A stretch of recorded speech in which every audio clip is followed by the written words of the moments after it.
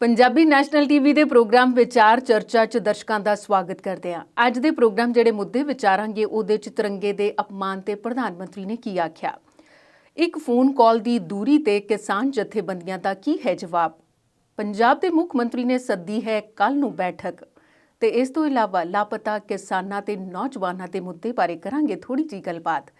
ਇਸ ਪ੍ਰੋਗਰਾਮ ਦੇ ਵਿੱਚ ਮਾਹਿਰ ਮਹਿਮਾਨ ਦੇ ਨਾਲ ਤੇ ਮਾਹਿਰ ਮਹਿਮਾਨ ਦੇ ਤੌਰ ਤੇ ਅੱਜ ਸਾਡੇ ਨਾਲ ਸਟੂਡੀਓ 'ਚ ਮੌਜੂਦ ਨੇ ਅਵਤਾਰ ਸਿੰਘ ਸ਼ੇਰਕਿਲ ਜੀ।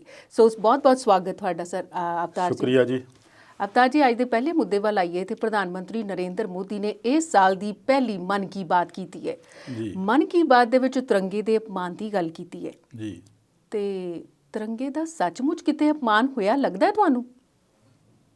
ਪਰਮਿੰਦਰ ਜੀ, ਪਹਿਲੀ ਗੱਲ ਤਾਂ ਇਹ ਕਿਤੇ ਵੀ ਨਹੀਂ ਹੈ ਕਿ ਤਿਰੰਗੇ ਦਾ ਅਪਮਾਨ ਹੋਇਆ ਜੀ।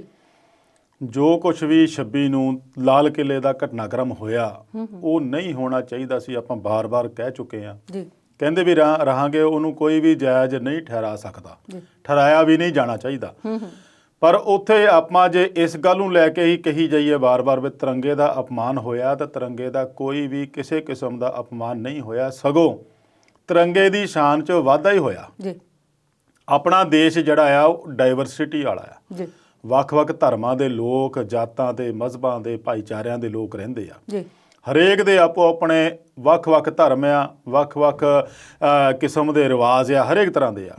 ਤੇ ਉਸ ਦੇਸ਼ ਦੀ ਜਦੋਂ ਆਪਾਂ ਕਿਤੇ ਵਿਦੇਸ਼ 'ਚ ਜਾ ਕੇ ਗੱਲ ਕਰਦੇ ਆ ਵੀ ਸਾਡੇ ਜਿਹੜੇ ਤਾਂ ਦੇਸ਼ ਵਿੱਚ ਇੱਕ ਬਹੁਲਤਾ ਬਹੁਤ ਆ ਜੀ, ਧਰਮ ਨਿਰਪੱਖਤਾ ਦੇ ਵਿੱਚ ਹੀ ਬਹੁਲਤਾ ਆ। ਕਈ ਤਰ੍ਹਾਂ ਦੇ ਧਰਮ ਜਿਹੜੇ ਆ, ਕਈ ਤਰ੍ਹਾਂ ਦੇ ਲੋਕ ਜਿਹੜੇ ਰਹਿੰਦੇ ਆ, ਉਹਦੇ ਵਿੱਚ ਹਰੇਕ ਲੋਕਾਂ ਨੂੰ ਕਿਸੇ ਨਾ ਕਿਸੇ ਤਰੀਕੇ ਨਾਲ ਇੱਕ ਪ੍ਰਤੀਕ ਹੁੰਦਾ, ਇੱਕ ਪਛਾਣ ਹੁੰਦੀ ਇਹਨਾਂ ਦੀ ਬਣੀ ਹੁੰਦੀ ਆ। ਜਦੋਂ ਉਹ ਚੀਜ਼ ਤਿਰੰਗੇ ਦੀ ਸ਼ਾਨ ਉੱਪਰ ਆ, ਉਹਦੇ ਨਾਲ ਥੱਲੇ ਕੋਈ ਉਹਦੀ ਨਾਲ ਦੀ ਚੀਜ਼, ਉਸ ਭਾਈਚਾਰੇ ਦੀ ਚੀਜ਼ ਜੇ ਲੱਗ ਜਾਵੇ ਤਾਂ ਉਹਦੇ ਨਾਲ ਤਿਰੰਗੇ ਦੀ ਸ਼ਾਨ ਵੱਧਦੀ ਆ, ਘਟਦੀ ਨਹੀਂ। ਸੋ ਇਹ ਮਨ ਕੀ ਬਾਤ ਪ੍ਰਧਾਨ ਮੰਤਰੀ ਸਾਹਿਬ ਕਰਦੇ ਹੁੰਦੇ ਆ ਹਰੇਕ ਮਹੀਨੇ ਦੇ ਲਾਸਟ ਐਤਵਾਰ ਨੂੰ। ਇਹ ਨਵੇਂ ਸਾਲ ਦੀ ਪਹਿਲੀ ਸੀ ਉਹਨਾਂ ਦੀ। ਗੱਲਾਂ ਤਾਂ ਹੋਰ ਵੀ ਬਹੁਤ ਕੁਝ ਕੀਤੀਆਂ ਉਹਦੇ ਵਿੱਚ। ਆਸਟ੍ਰੇਲੀਆ ਦੇ ਖਿਲਾਫ ਭਾਰਤ ਦੀ ਜਿੱਤ ਹੋਈ ਆ, ਉਹਦੇ ਲਈ ਵੀ ਵਧਾਈ ਦਿੱਤੀ ਆ ਉਹਨਾਂ ਨੇ। ਵੈਕਸੀਨੇਸ਼ਨ ਦੀ ਗੱਲ ਕੀਤੀ ਆ। ਫਿਰ ਉਹਨਾਂ ਨੇ ਖੇਤੀ ਸੁਧਾਰਾਂ ਦੇ ਜਿਹੜਾ ਅਹਿਦ ਆ ਉਹ ਫਿਰ ਦੁਹਰਾਇਆ। ਨਾਲ ਦੀ ਨਾਲ ਜਿਹੜੀ ਉਹਨਾਂ ਨੇ ਤਿਰੰਗੇ ਦੀ ਅਪਮਾਨ ਦੀ ਗੱਲ ਕੀਤੀ ਆ ਵੀ ਦੇਸ਼ ਨੂੰ ਬਹੁਤ ਦੁੱਖ ਹੋਇਆ। ਇਹ ਗੱਲ ਕਿਤੇ ਨਾ ਕਿਤੇ ਰੜਕਦੀ ਆ। ਪ੍ਰਧਾਨ ਮੰਤਰੀ ਸਾਹਿਬ ਨੂੰ ਇਹ ਗੱਲ ਨਹੀਂ ਕਹਿਣੀ ਚਾਹੀਦੀ ਸੀ, ਕਿਉਂਕਿ ਇਹ ਜੇ ਆਪਾਂ ਦੂਸਰੇ ਨਜ਼ਰੀਏ ਨਾਲ ਦੇਖੀਏ ਤਾਂ ਇਹ ਦੇਸ਼ ਵਿੱਚ ਭੜਕਾਹਟ ਜ਼ਰੂਰ ਪੈਦਾ ਕਰਨ ਵਾਲੀ ਸਾਬਤ ਹੋ ਸਕਦੀ ਆ। ਇਹੋ ਜਿਹੇ ਬਿਆਨ ਆਪਾਂ ਦੇਣੇ ਨਹੀਂ ਚਾਹੀਦੇ ਆ, ਕਿਉਂਕਿ ਜਿਹੜੇ ਖੁਦ ਪ੍ਰਧਾਨ ਮੰਤਰੀ ਆ, ਜਿਨ੍ਹਾਂ ਨੂੰ ਪੂਰੇ ਦੇਸ਼ ਦੇ ਕੱਲੀ ਚੀਜ਼ ਦਾ ਪਤਾ ਹੁੰਦਾ, ਉਹਨਾਂ ਨੂੰ ਇਹ ਵੈਸੇ ਇਨਪੁਟ ਤਾਂ ਮਿਲੀ ਹੁੰਦੀ ਸਿਕਿਉਰਿਟੀ ਏਜੰਸੀਆਂ ਤੋਂ, ਸਾਰਾ ਕੁਝ ਮਿਲਿਆ ਹੁੰਦਾ ਉਹਨਾਂ ਨੂੰ, ਤਕਰੀਬਨ ਸਾਰਾ ਕੁਝ ਜਾਣਕਾਰੀ ਹੁੰਦੀ ਆ। ਸੋ ਜੇ ਆਪ ਉਹ ਦੇਖ ਲੈਂਦੇ ਤਾਂ ਮੈਨੂੰ ਨਹੀਂ ਲੱਗਦਾ ਵੀ ਉਹ ਦੁਬਾਰਾ ਉਹਨਾਂ ਨੂੰ ਇਹੋ ਜਿਹਾ ਕਹਿਣਾ ਬਣਦਾ ਸੀ ਜਾਂ ਕਹਿੰਦੇ। ਪਰ ਉਹ ਤੇ ਲੱਗਦਾ ਨਹੀਂ, ਉਹਨਾਂ ਨੇ ਕੇਸ ਲਹਿਜੇ ਵਿੱਚ ਕਹਿ ਦਿੱਤਾ, ਪਰ ਤਿਰੰਗੇ ਦਾ ਅਪਮਾਨ ਹੋਇਆ ਹੀ ਨਹੀਂ। ਗੱਲ ਆਉਂਦੀ ਉੱਥੇ ਕਿਸਾਨਾਂ ਦੀ, ਕਿਉਂਕਿ ਕਿਸਾਨ ਨੌਜਵਾਨ ਹੀ ਗਏ ਸੀ ਉੱਥੇ, ਉਹਨਾਂ ਦੇ ਨਾਲ ਹੀ ਜੋੜ ਕੇ ਇੱਕ ਧਰਮ ਨੂੰ ਦੇਖਿਆ ਜਾ ਰਿਹਾ ਵੀ ਇਹ ਤਿਰੰਗੇ ਦਾ ਅਪਮਾਨ ਕਰ ਗਏ। ਪਰ ਸਭ ਤੋਂ ਪਹਿਲਾਂ ਤਾਂ ਦੱਸਣਾ ਇਹ ਬਣਦਾ ਵੀ ਤਿਰੰਗਾ ਇਸ ਦੇਸ਼ ਨੂੰ ਲੈ ਕੇ ਕਿਹਨੇ ਦਿੱਤਾ। ਇਹ ਬਹੁਤ ਵੱਡੀ ਗੱਲ ਆ। ਸਭ ਤੋਂ ਮੋਹਰੀ ਰੋਲ ਜਿਹੜਾ ਰਿਹਾ ਉਹ ਪੰਜਾਬ ਦਾ ਰਿਹਾ, ਪੰਜਾਬੀਆਂ ਦਾ ਰਿਹਾ ਆ, ਜਿਨ੍ਹਾਂ ਨੇ ਇਸ ਦੇਸ਼ ਨੂੰ ਤਿਰੰਗਾ ਦਿੱਤਾ ਆ। ਜਿਹੜਾ ਤਿਰੰਗੇ ਦੀ ਸ਼ਾਨ, ਆਨ ਬਾਨ ਜਿਹੜਾ ਆ ਉਹ ਪੰਜਾਬ ਹੀ ਰੱਖ ਸਕਦਾ ਜੀ। ਦੇਖੋ, ਰਾਜੇ ਜਦੋਂ ਲੜਦੇ ਹੁੰਦੇ ਸੀ ਨਾ ਪਿਛਲੇ ਸਮੇਂ ਦੇ ਵਿੱਚ, ਉਹ ਆਪਣੇ ਤਾਜ ਲਈ ਲੜਦੇ ਸੀਗੇ, ਆਪਣੇ ਕੁਰਸੀਆਂ ਲਈ ਲੜਦੇ ਸੀਗੇ। ਤੇ ਇੱਥੇ ਜਿਹੜਾ ਆਪਾਂ, ਜੇ ਮੈਂ ਨਾ ਗਲਤ ਹੋਵਾਂ ਤਾਂ ਇਹ ਸਹੀ ਹੋਊਗਾ ਵੀ ਪੰਜਾਬ ਜਿਹੜਾ ਆ ਉਹ ਦੇਸ਼ ਦਾ ਤਾਜ ਆ, ਤੇ ਤਾਜ ਖੁਦ ਲੜਦਾ ਰਿਹਾ ਦੇਸ਼ ਨੂੰ ਆਜ਼ਾਦ ਕਰਾਉਣ ਲਈ। ਜੇ ਤਾਜ ਮੂਹਰੇ ਹੋਇਆ ਤਾਂ ਹੀ ਦੇਸ਼ ਆਜ਼ਾਦ ਹੋਇਆ। ਤੁਸੀਂ ਇਤਿਹਾਸ ਫਰੋਲ ਲਓ, ਜਿੰਨੀਆਂ ਵੀ ਕੁਰਬਾਨੀਆਂ ਭਾਰਤ ਦੀ ਆਜ਼ਾਦੀ ਲਈ ਦਿੱਤੀਆਂ ਗਈਆਂ, ਉਹਦੇ ਵਿੱਚ ਸਭ ਤੋਂ ਵੱਧ ਪੰਜਾਬੀ ਸੀਗੇ। ਜੇ ਫਾਂਸੀ ਦੇ ਰੱਸੇ ਚੁੰਮੇ ਆ ਤਾਂ ਵੀ ਉਹਦੇ ਮੋਹਰੇ ਪੰਜਾਬੀ ਸੀਗੇ। ਜੇ ਜੇਲਾਂ ਕੱਟਣ ਦੀ ਗੱਲ ਕਰੀਏ ਤਾਂ ਵੀ ਜੇਲਾਂ ਦੇ ਵਿੱਚ ਸਭ ਤੋਂ ਵੱਧ ਪੰਜਾਬੀ ਹੀ ਡੱਕੇ ਗਏ ਸੀ। ਜੇ ਆਪਾਂ ਕਾਲੇ ਪਾਣੀ ਦੀ ਗੱਲ ਕਰੀਏ ਤਾਂ ਕਾਲੇ ਪਾਣੀ ਦੇ ਵਿੱਚ ਵੀ ਜੇ ਮੋਹਰੇ ਹੋ ਕੇ ਕੋਈ ਗਏ ਆ ਤੇ ਉਹ ਪੰਜਾਬੀ ਹੀ ਸੀਗੇ। ਸੋ ਜਿਸ ਬੰਦੇ, ਜਿਸ ਕੌਮ ਨੇ, ਜਿਸ ਪੰਜਾਬ ਨੇ, ਪੰਜਾਬੀਅਤ ਨੇ, ਪੰਜਾਬੀ ਲੋਕਾਂ ਨੇ ਤਿਰੰਗੇ ਨੂੰ ਬਰਕਰਾਰ ਰੱਖਿਆ, ਤਿਰੰਗੇ ਦੀ ਸ਼ਾਨ ਨੂੰ ਬਰਕਰਾਰ ਰੱਖਿਆ, ਤਿਰੰਗੇ ਨੂੰ ਪੈਦਾ ਕੀਤਾ ਔਰ ਤਿਰੰਗੇ ਨੂੰ ਲਿਆ ਕੇ ਇੱਕ ਦੇਸ਼ ਦਾ ਮਾਣ ਸਤਿਕਾਰ ਵਧਾਇਆ। ਉਹਦੇ ਤੋਂ ਆਪਾਂ ਇਹ ਆਸ ਕਿਵੇਂ ਕਰ ਸਕਦੇ ਪਏ ਉਹ ਅਪਮਾਨ ਕਰੂਗਾ। ਇਸ ਤੋਂ ਅਗਲੀ ਗੱਲ, ਜਦੋਂ ਕੋਈ ਦੇਸ਼ ਦੇ ਖਾਤਰ ਕੋਈ ਜਵਾਨ ਸ਼ਹੀਦ ਹੋ ਜਾਂਦਾ ਆ ਤੇ ਉਹਦਾ ਜਿਹੜਾ ਮ੍ਰਿਤਕ ਸਰੀਰ ਆ ਉਹ ਤਿਰੰਗੇ 'ਚ ਲਿਪਟ ਕੇ ਆਉਂਦਾ ਆ। ਉਹਦਾ ਕਾਰਨ ਇਹ ਦੱਸਣਾ ਹੁੰਦਾ, ਇਹ ਪ੍ਰਤੀਕ ਹੁੰਦਾ ਉਹਦਾ ਵੀ ਇਸ ਬੰਦੇ ਨੇ ਤਿਰੰਗੇ ਦੀ ਸ਼ਾਨ ਨੇ ਡਿੱਗਣ ਦਿੱਤੀ, ਆਪ ਭਾਵੇਂ ਕੁਰਬਾਨੀ ਦੇ ਦਿੱਤੀ, ਇਸ ਕਰਕੇ ਉਹਨੂੰ ਉਹ ਤਿਰੰਗੇ 'ਚ ਲਪੇਟ ਕੇ ਆਉਂਦੇ ਆ। ਤਾਂ ਮੈਂ ਜੇ ਇਹਦੇ 'ਚ ਵੀ ਗਲਤ ਨਾ ਹੋਵਾਂ ਤੇ ਜਿਹੜੇ 80% ਜਵਾਨ ਸ਼ਹੀਦ ਹੁੰਦੇ ਆ ਉਹ ਇਹਨਾਂ ਕਿਸਾਨਾਂ ਦੇ, ਪੰਜਾਬ ਦੇ, ਹਰਿਆਣੇ ਦੇ, ਯੂਪੀ ਦੇ ਕਿਸਾਨਾਂ ਦੇ ਪੁੱਤ ਹੀ ਆ, ਜਿਹੜੇ ਕਿ ਆਏ ਦਿਨ ਉੱਥੋਂ ਇਸੇ ਤਿਰੰਗੇ ਦੇ ਵਿੱਚ ਮ੍ਰਿਤਕ ਸਰੀਰ ਜਿਹੜੇ ਲਪੇਟ ਕੇ ਆਉਂਦੇ ਆ। ਉਸ ਕੌਮ ਨੂੰ, ਉਸ ਪੰਜਾਬੀ ਬੰਦੇ ਨੂੰ ਜੇ ਆਪਾਂ ਕਹੀਏ ਵੀ ਤਿਰੰਗੇ ਦਾ ਅਪਮਾਨ ਕਰਦਾ, ਉਹ ਸ਼ੋਭਾ ਨਹੀਂ ਦਿੰਦਾ। ਉਸਨੇ ਤਾਂ ਹੁਣ ਤੱਕ ਵੀ ਤਿਰੰਗੇ ਦੀ ਸ਼ਾਨ ਬਰਕਰਾਰ ਰੱਖਣ ਲਈ ਪਤਾ ਨਹੀਂ ਕਿੰਨੀਆਂ ਕੁ ਕੁਰਬਾਨੀਆਂ ਕੀਤੀਆਂ, ਔਰ ਆਉਣ ਵਾਲੇ ਸਮੇਂ ਦੇ ਵਿੱਚ ਵੀ ਮੈਂ ਕਹਿੰਦਾ ਵੀ ਦੇਸ਼ ਖਾਤਰ ਇਹੋ ਜਿਹੀਆਂ ਕੁਰਬਾਨੀਆਂ ਹੋਰ ਕੋਈ ਨਹੀਂ ਕਰ ਸਕੂਗਾ ਜਿੰਨੇ ਪੰਜਾਬੀ ਕਰਦੇ ਆਏ ਆ, ਕਰਦੇ ਰਹੇ ਹਨ। ਤਿਰੰਗੇ ਦੀ ਸ਼ਾਨ ਨੂੰ ਕਦੇ ਘਟਣ ਨਹੀਂ ਦਿੰਦੇ। ਸੋ ਇਸ ਕਰਕੇ ਇਹਨਾਂ ਪ੍ਰਧਾਨ ਮੰਤਰੀ ਸਾਹਿਬ ਨੂੰ ਇਹ ਗੱਲ ਨਹੀਂ ਸੀ ਕਹਿਣੀ। ਮੈਨੂੰ ਨਹੀਂ ਪਤਾ ਉਸ ਕੇਸ ਲਹਿਜੇ 'ਚ ਕਹੀ ਉਹਨਾਂ ਨੇ, ਪਰ ਇਹਦਾ ਜਿਹੜਾ ਜੇ ਤਤਪਰੀਆ ਲਈਏ ਤਾਂ ਫਿਰ ਉਹ ਥੋੜਾ ਜਿਹਾ ਹੋਰ ਤਰ੍ਹਾਂ ਜਾਂਦਾ ਵੀ ਦੇਸ਼ ਦੇ ਵਿੱਚ ਭੜਕਾਟ ਵਾਲੀ ਕਿਤੇ ਗੱਲ ਨਹੀਂ ਬਣਨੀ ਚਾਹੀਦੀ ਇਹ ਜੀ। ਵੀ ਉਹਦੇ ਠੀਕ ਆ, ਉਹ ਕਹਿ ਸਕਦੇ ਸੀ ਵੀ ਲਾਲ ਕਿਲੇ ਦੇ ਵਿੱਚ ਜੋ ਘਟਨਾਕ੍ਰਮ ਵਾਪਰਿਆ ਉਹ ਮੰਦਭਾਗਾ ਸੀ, ਦੁਖਦਾਈ ਸੀ, ਉਹਨੂੰ ਲੈ ਕੇ ਠੀਕ ਆ ਦੇਸ਼ ਵਿੱਚ ਗੁੱਸਾ ਆ। ਉਹ ਇੱਕ ਮੋਨੂਮੈਂਟ ਆ, ਦੇਸ਼ ਦੀ ਧਰੋਹਰ ਆ, ਵਿਰਾਸਤ ਆ, ਔਰ ਉੱਥੇ ਇਹ ਵੀ ਹੈ ਕਿ ਤਿਰੰਗੇ ਤੋਂ ਇਲਾਵਾ ਹੋਰ ਕੋਈ ਝੰਡਾ ਲਹਿਰਾਇਆ ਨਹੀਂ ਜਾ ਸਕਦਾ। ਪਰ ਜਦੋਂ ਕਿਤੇ ਆਪਾਂ ਦੇਖੀਏ ਤਾਂ ਜਦੋਂ ਪਿੱਛੇ ਜੇ 2-3 ਸਾਲ ਪਿੱਛੇ ਝਾਤ ਮਾਰੀਏ ਤੇ ਉੱਥੇ ਇੱਕ ਬਹੁਤ ਵੱਡਾ ਸਮਾਗਮ ਹੋਇਆ ਸੀ। ਉੱਥੇ ਹੀ ਇਸੇ ਲਾਲ ਕਿਲੇ ਤੇ ਸਰਕਾਰ ਨੇ ਖੁਦ ਇਹ ਨਿਸ਼ਾਨ ਸਾਹਿਬ ਚਲਾਏ ਸੀਗੇ। ਸੋ ਇਹ ਤਾਂ ਪ੍ਰਤੀਕ ਹੈ ਨਾ ਤੁਹਾਡੇ ਪੰਜਾਬ, ਕਿਹੜਾ ਵੀ ਤੁਸੀਂ ਪੰਜਾਬ ਨੂੰ ਭਾਰਤ ਤੋਂ ਵੱਖ ਕਰਕੇ ਕਿਉਂ ਦੇਖਦੇ ਆ? ਇਹ ਵੀ ਭਾਰਤ ਦਾ ਹੀ ਹਿੱਸਾ ਆ, ਉਹਨੂੰ ਨਾਲ ਤੁਹਾਡੇ ਆ, ਤੁਹਾਡੇ ਤੋਂ ਬਿਨਾਂ ਪੰਜਾਬ ਹੈ ਹੀ ਨਹੀਂ। ਤੇ ਪੰਜਾਬ ਨੂੰ ਇਸ ਤਰੀਕੇ ਨਾਲ ਵੱਖ ਕਰਕੇ ਦੇਖਣਾ ਵੀ ਆਪਣੇ ਆਪ 'ਚ ਅਚੰਭੇ ਵਾਲੀ ਗੱਲ ਆ। ਸੋ ਤਿਰੰਗੇ ਦਾ ਅਪਮਾਨ ਕਿਤੇ ਵੀ ਨਹੀਂ ਹੋਇਆ। ਇਹ ਚੰਗੀ ਤਰ੍ਹਾਂ ਸਾਰੇ ਦੇਸ਼ ਨੂੰ, ਜੇ ਨੈਸ਼ਨਲ ਮੀਡੀਆ ਇਹਨੂੰ ਪ੍ਰਚਾਰ ਵੀ ਰਿਹਾ ਤਾਂ ਉਹਨੂੰ ਵੀ ਚੰਗੀ ਤਰ੍ਹਾਂ ਵੀਡੀਓ ਆ ਰਹੀਆਂ, ਹੁਣ ਵੀ ਆ ਰਹੀਆਂ, ਉਦੋਂ ਵੀ ਸੀਗੀਆਂ। ਉਹਨੂੰ ਦੇਖ ਲੈਣਾ ਚਾਹੀਦਾ ਵੀ ਤਿਰੰਗਾ ਕਿੱਥੇ ਸੀਗਾ ਤੇ ਕਿੱਥੇ ਨਹੀਂ ਸੀਗਾ। ਖਾਲੀ ਪੋਲ ਤੇ ਲਾਇਆ ਗਿਆ। ਉਸ ਤੋਂ ਬਾਅਦ ਜਿਹੜਾ ਸੈਂਟਰ ਦੇ ਵਿੱਚ ਜਿਹੜਾ 12 ਮਹੀਨੇ 30 ਦਿਨ ਲਾਲ ਕਿਲੇ ਤੇ ਲਹਿਰਾਉਂਦਾ ਜਿਹੜਾ ਤਿਰੰਗਾ, ਉੱਥੇ ਉਹਨੂੰ ਤਾਂ ਹੱਥ ਵੀ ਨਹੀਂ ਲਾਇਆ। ਤੇ ਜੇ ਉੱਥੇ ਕੋਈ ਝੰਡਾ ਹੋਰ ਲਹਿਰਾਇਆ ਵੀ ਆ ਤਾਂ ਤਿਰੰਗੇ ਤੋਂ ਨੀਵਾਂ ਲਹਿਰਾਇਆ। ਅੱਜ ਵੀ ਉਹਦਾ ਦਸਤਾਵੇਜ਼ੀ ਪ੍ਰੂਫ ਕਿਤੇ ਵੀ ਮਿਲ ਸਕਦਾ, ਫੋਟੋਆਂ ਮਿਲ ਸਕਦੀਆਂ ਵੀ ਉਹ ਜੇ ਝੰਡੇ ਲਾਏ ਵੀ ਆ, ਚਾਹੇ ਕੇਸਰੀ ਆ ਚਾਹੇ ਕਿਸਾਨੀ ਆ, ਉਹ ਉਸ ਤਿਰੰਗੇ ਤੋਂ ਨੀਵੇਂ ਰੱਖ ਕੇ ਲਾਇਆ। ਅਮੂਨ ਆਪਾਂ ਕਿਤੇ ਹੋਰ ਥਾਂ ਦੇਖੀਏ ਨਾ ਤਾਂ ਉੱਥੇ ਇਹਨਾਂ ਦੀ ਪਾਰਟੀ ਦੇ ਹੀ ਲੋਕਾਂ ਨੇ ਤਿਰੰਗੇ ਨੂੰ ਨੀਵਾਂ ਰੱਖ ਕੇ ਆਪਣਾ ਝੰਡਾ ਉੱਚਾ ਲਹਿਰਾਇਆ ਹੁੰਦਾ। ਇਹਨਾਂ ਦੇ ਆਪ ਦੇ ਹੀ ਹੈੱਡਕੁਆਟਰ ਦੇਖ ਲਈਏ ਤਾਂ 60 ਸਾਲ ਤੱਕ ਤਿਰੰਗਾ ਨਹੀਂ ਲਹਿਰਾਇਆ ਗਿਆ ਸੀ। ਸੋ ਤਿਰੰਗੇ ਦਾ ਜਿਹੜਾ ਸ਼ਾਨ, ਤਿਰੰਗੇ ਦੀ ਜਿਹੜੀ ਅਪਮਾਨ ਕਹਿਣ ਵਾਲੀ ਗੱਲ, ਇਹ ਸ਼ੋਭਾ ਨਹੀਂ ਦਿੰਦੀ ਆ। ਤਿਰੰਗੇ ਦਾ ਮਾਣ ਜੇ ਰੱਖਣਾ ਕੋਈ ਜਾਣਦਾ ਤਾਂ ਉਹ ਸਿਰਫ ਪੰਜਾਬੀ ਹੀ ਜਾਣਦੇ ਆ ਜੀ। ਤੇ ਅਵਤਾਰ ਜੀ, ਜੇ ਆਪਾਂ ਰਾਸ਼ਟਰਪਤੀ ਦੇ ਭਾਸ਼ਣ ਦੀ ਗੱਲ ਕਰੀਏ ਤੇ ਉਹਨਾਂ ਨੇ ਜਦੋਂ ਬਜਟ ਸੈਸ਼ਨ ਦੀ ਸ਼ੁਰੂਆਤ ਹੋਈ ਹੈ, ਸਾਂਝੇ ਸਦਨ ਨੂੰ ਸੰਬੋਧਨ ਕੀਤਾ ਹੈ, ਉਸ ਵਿੱਚ ਵੀ ਉਹਨਾਂ ਨੇ ਝੰਡੇ ਦੇ ਅਪਮਾਨ ਦੀ ਗੱਲ ਕੀਤੀ, ਉਹਨਾਂ ਘਟਨਾਵਾਂ ਦੀ ਗੱਲ ਕੀਤੀ। ਕਿਆ ਰਾਸ਼ਟਰਪਤੀ ਜੀ ਨੂੰ ਬਣਦਾ ਸੀ ਇਸ ਮੌਕੇ ਇਹੋ ਜਿਹੀ ਗੱਲ ਕਹਿਣੀ? ਦੇਖੋ, ਰਾਸ਼ਟਰਪਤੀ ਨੇ ਉਹ ਖੁਦ ਨਹੀਂ ਕਹੀ, ਕਿਉਂਕਿ ਉਹਨਾਂ ਨੂੰ ਜੋ ਮਜ਼ਮੂਨ ਲਿਖ ਕੇ ਦਿੱਤਾ ਜਾਂਦਾ ਉਹ ਸਰਕਾਰ ਵੱਲੋਂ ਲਿਖ ਕੇ ਦਿੱਤਾ ਜਾਂਦਾ, ਉਹਨਾਂ ਨੇ ਤਾਂ ਉਹ ਪੜ੍ਹਨਾ ਹੁੰਦਾ। ਤੇ ਗੱਲ ਉੱਥੇ ਆ ਜਾਂਦੀ ਆ ਵੀ ਸਰਕਾਰ ਨੇ ਵੀ ਉਹੀ ਤਿਆਰ ਕਰਕੇ ਦਿੱਤਾ ਵੀ ਲਾਲ ਕਿਲੇ ਤੇ ਅਪਮਾਨ ਹੋਇਆ ਤਿਰੰਗੇ ਦਾ। ਫਿਰ ਮੈਂ ਬਾਰ-ਬਾਰ ਇਹ ਕਹਿਣਾ ਵੀ ਤਿਰੰਗੇ ਦਾ ਕਿਤੇ ਵੀ ਕਦੀ ਵੀ ਕੋਈ ਅਪਮਾਨ ਨਹੀਂ ਹੋਇਆ। ਇਸੇ ਕਰਕੇ ਸੀਗਾ ਵੀ ਅਗਲੇ ਦਿਨ ਸਿੰਘੂ ਬਾਰਡਰ ਦੇ ਉੱਤੇ ਕਿਸਾਨਾਂ ਨੇ ਬਹੁਤ ਵੱਡਾ ਤਿਰੰਗਾ ਮਾਰਚ ਕਹਿ ਲਈਏ, ਸਦਭਾਵਨਾ ਮਾਰਚ ਕਹਿ ਲਈਏ, ਔਰ ਉੱਥੇ ਮੈਨੂੰ ਲੱਗਦਾ ਵੀ ਹਰੇਕ ਗੱਡੀ ਦੇ ਉੱਤੇ ਇੱਕ ਨਹੀਂ, ਦੋ ਨਹੀਂ, ਘੱਟੋ ਘੱਟ 5-5, 6-6 ਤਿਰੰਗੇ ਜਿਹੜੇ ਲਹਿਰਾਏ ਗਏ ਸੀਗੇ। ਔਰ ਉਹ ਦਿਖਾਇਆ ਗਿਆ ਸੀਗਾ ਵੀ ਤੁਸੀਂ ਜਿਹੜੇ ਤਿਰੰਗੇ ਦੀ ਗੱਲ ਕਰਦੇ ਆ, ਅਸੀਂ ਤਾਂ ਇਹਨੂੰ ਆਪਣੀ ਜਾਨ ਨਾਲੋਂ ਪਿਆਰਾ ਰੱਖਦੇ ਆ, ਜਾਨ ਨਾਲੋਂ ਵੱਧ ਕੇ ਰੱਖਦੇ ਆ। ਉਹ ਉਹਨਾਂ ਨੇ ਇੱਕ ਦਿਖਾਉਣ ਦੀ ਕੋਸ਼ਿਸ਼ ਕੀਤੀ ਸੀਗੀ, ਪ੍ਰਦਰਸ਼ਨ ਕੀਤਾ ਸੀ, ਪ੍ਰਗਟਾਵਾ ਕੀਤਾ ਸੀਗਾ ਵੀ ਸਾਡੇ ਲਈ ਜਿਹੜਾ ਤਿਰੰਗਾ ਆ ਸਾਡੀ ਜਾਨ ਤੋਂ ਕਿਤੇ ਵੱਧ ਕੇ ਆ ਜੀ। ਸੋ ਉਹ ਵੀ ਜਿਹੜੀ ਸਪੀਚ ਸਾਰੀ ਆ ਉਹ ਸਰਕਾਰ ਦੀ ਦਿੱਤੀ ਹੋਈ ਸੀਗੀ। ਸੋ ਉਹ ਤਿਆਰ ਕਰਨ ਵਿੱਚ ਵੀ ਉਹਨਾਂ ਨੇ ਉਸ ਗੱਲ ਨੂੰ ਫਿਰ ਪਾ ਦਿੱਤਾ ਵੀ ਤਿਰੰਗੇ ਦਾ ਅਪਮਾਨ ਹੋਇਆ, ਜਦੋਂ ਕਿ ਇਹੋ ਜਿਹੀ ਕੋਈ ਗੱਲ ਨਹੀਂ ਹੋਈ ਜੀ। ਤੇ ਜੇ ਰਾਸ਼ਟਰਪਤੀ ਦੇ ਭਾਸ਼ਣ ਤੋਂ ਬਾਅਦ ਦੀ ਗੱਲ ਕਰੀਏ ਤੇ ਉਸ ਤੋਂ ਪਹਿਲਾਂ ਜਿਹੜਾ ਬਜਟ ਸੈਸ਼ਨ ਆ, ਉਹ ਤੋਂ ਪਹਿਲਾਂ ਪ੍ਰਧਾਨ ਮੰਤਰੀ ਨੇ ਨਾ ਸਰਬ ਪਾਰਟੀ ਬੈਠਕ ਕੀਤੀ ਤੇ ਉਹਦੇ 'ਚ ਜਿਹੜੇ ਵੀ ਮੈਂਬਰ ਨੇ ਉਹ ਪਹੁੰਚੇ। ਕਈਆਂ ਨੇ ਕਾਲੇ ਚੋਗੇ ਪਾਏ ਸੀ ਤੇ ਕਈਆਂ ਨੇ ਹੱਥ 'ਚ ਨਾਅਰੇ ਵੀ ਫੜੇ ਹੋਏ ਸੀ ਵੀ ਕਿਸਾਨੀ ਮੁੱਦੇ ਤੇ ਜ਼ਰੂਰ ਗੱਲ ਹੋਣੀ ਹੈ। ਤੇ ਉਸ ਦੌਰਾਨ ਪ੍ਰਧਾਨ ਮੰਤਰੀ ਦਾ ਇਹ ਕਹਿਣਾ ਕਿ ਇੱਕ ਫੋਨ ਕਾਲ ਦੀ ਦੂਰੀ, ਇਹਦੇ ਕੀ ਮਾਇਨੇ ਲੈਂਦੇ ਹੋ?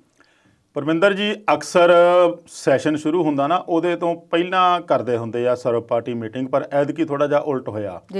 ਸੈਸ਼ਨ ਸ਼ੁਰੂ ਹੋ ਗਿਆ, ਉਸ ਤੋਂ ਅਗਲੇ ਦਿਨ ਇਹਨਾਂ ਨੇ ਸਰਬ ਪਾਰਟੀ ਮੀਟਿੰਗ ਪਹਿਲਾਂ ਹੀ ਰੱਖੀ ਹੋਈ ਸੀਗੀ ਜੀ।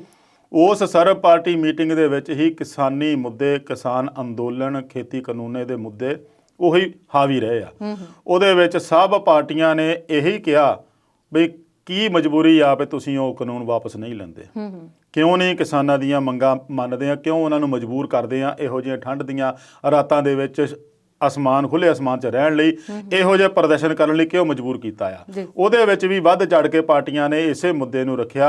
ਔਰ ਉਹਦੇ ਵਿੱਚ ਜੇ ਆਪਾਂ ਕਹੀਏ ਤਾਂ ਭਗਵੰਤ ਮਾਨ ਨੇ ਜਿਹੜੀ ਗੱਲ ਕਹੀ ਆ ਉਹ ਬੜੀ ਕਮਾਲ ਦੀ ਗੱਲ ਸੀਗੀ। ਉਹ ਮੈਨੂੰ ਲੱਗਦਾ ਜੇ ਆਪਾਂ ਸਮਾਂ ਹੋ ਗਿਆ ਤਾਂ ਅਗਲੇ ਵਿੱਚ ਵੀ ਕਰ ਸਕਦੇ ਜੀ। ਹਾਂ ਬਿਲਕੁਲ, ਆਪਾਂ ਇਸੇ ਮੁੱਦੇ ਤੇ ਵਾਪਸ ਪਰਤਦੇ ਹਾਂ, ਪਰ ਇਸ ਵੇਲੇ ਵਿਚਾਰ ਚਰਚਾ 'ਚ ਬ੍ਰੇਕ ਲੈਂਦੇ ਹਾਂ।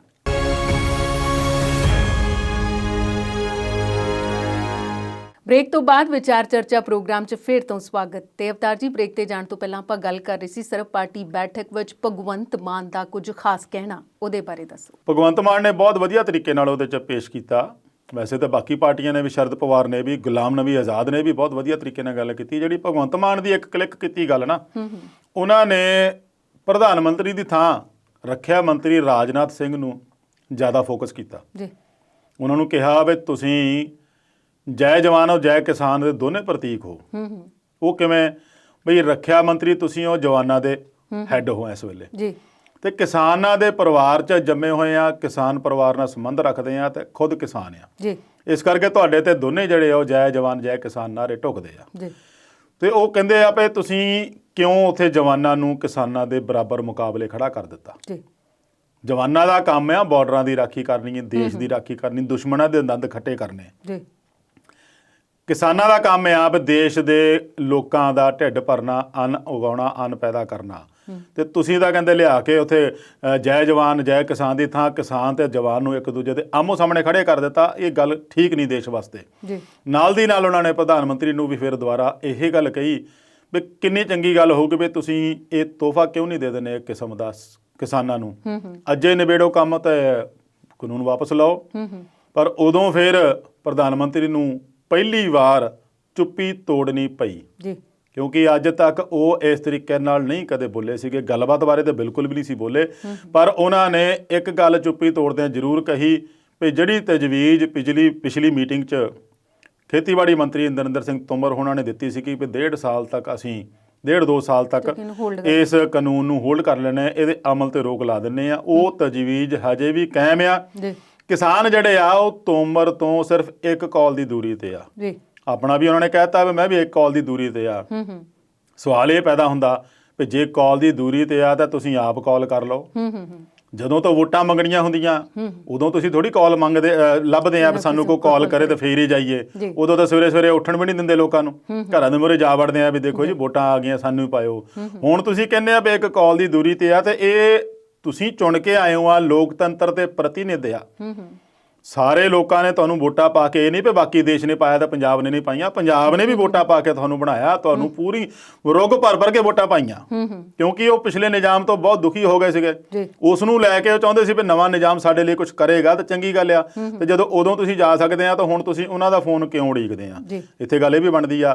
ਤੇ ਭਗਵੰਤ ਮਾਨ ਦੀ ਗੱਲ ਤੋਂ ਉਹਨਾਂ ਨੂੰ ਚੁੱਪੀ ਤੋੜਦਿਆਂ ਜ਼ਰੂਰ ਕਿਹਾ ਵੀ ਇਹ ਗੱਲਬਾਤ ਚੱਲਦੀ ਰਹਿਣੀ ਚਾਹੀਦੀ ਆ, ਗੱਲਬਾਤ ਲਈ ਅਸੀਂ ਵੀ ਤਿਆਰ ਆ, ਗੱਲਬਾਤ ਨਾਲ ਹੀ ਇਹ ਮਸਲਾ ਹੱਲ ਹੋਣਾ, ਉੱਦਾਂ ਹੋਣਾ ਵੀ ਨਹੀਂ। ਜੀ।